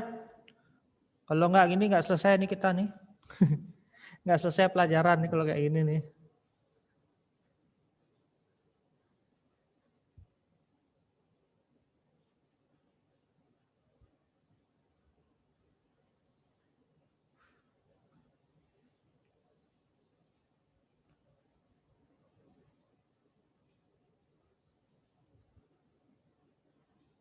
Yuk.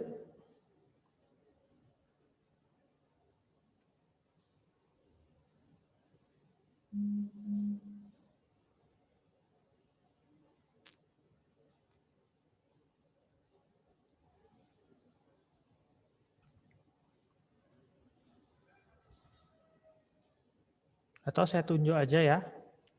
Oke. Mister bisa minta tolong Evan.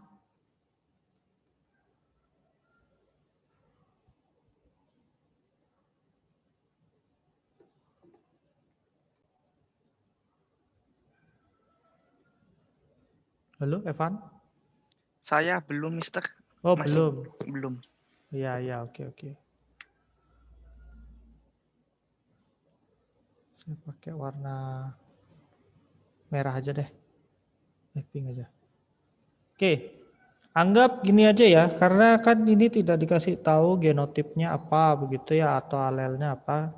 Karena kita pakai warna ini, kita bilang merah aja ya. Merahnya M besar. Nah, disilangkan dengan merah muda. Merah mudanya kira-kira apa? Bisa kalian ketik aja di kolom chat kalau emang kalian tidak mau unmute. Kira-kira yang warna merah mudanya seperti apa? Genotipnya. Ini kan merah nih.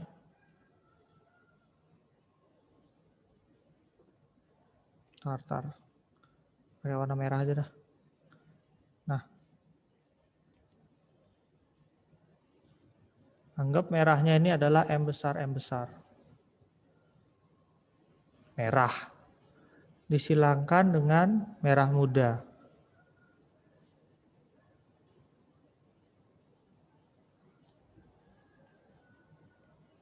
Kira-kira ininya apa? Genotipnya. Silakan ketik kan.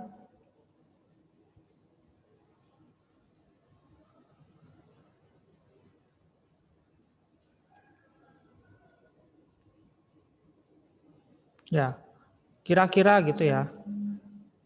Antara apakah merah muda itu adalah warna penyatuan atau dia warnanya istilahnya warna solid begitu.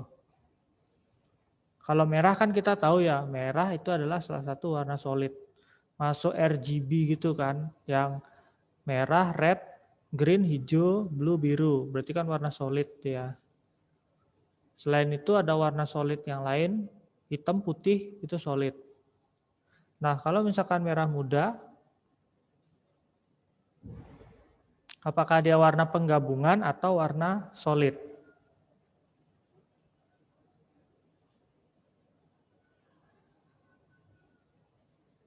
Ya, warna gabungan. Berarti genotipnya, penggambaran genotipnya gimana? Pengkodaan genotipnya. M besar, M kecil. Oke, terima kasih Jovana. M besar, M kecil. Ya. Kemudian pisahkan dulu gametnya. Jadi di sini M besar, di sini M besar. Sini M besar, sini M kecil. Oke, kita buat persilangannya, pakai tabel aja ya. Biar beda sedikit.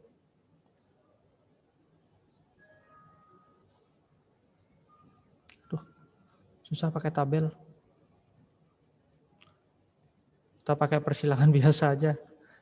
Nah, kita silangkan biasa gitu ya.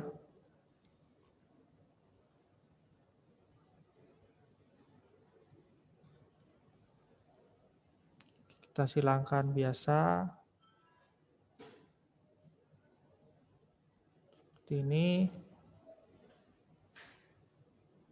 Hasilnya Bisa tolong bantu saya hasilnya?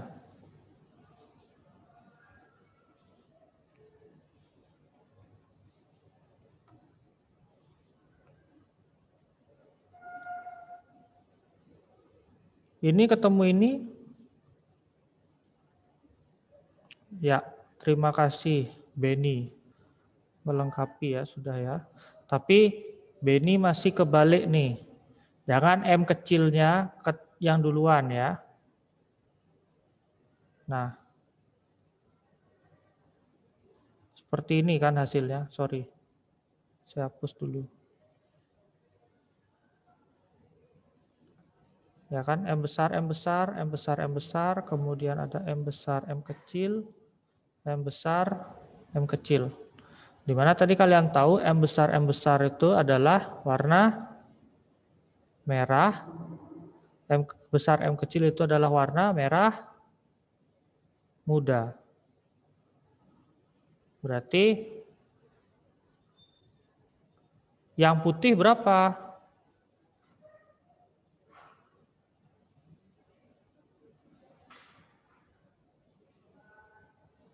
Yang putih berapa jadinya?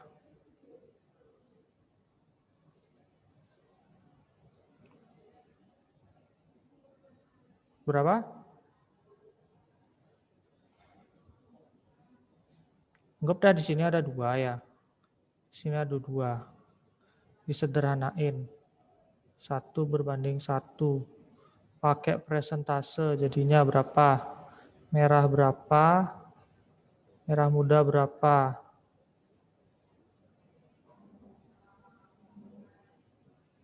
Benar enggak? Jadi 50-50. Nah putihnya nggak ada kan? Putih nggak ada jadinya 0%. Nih jawabannya. Itu ya. Jadi ini jawabannya 0%.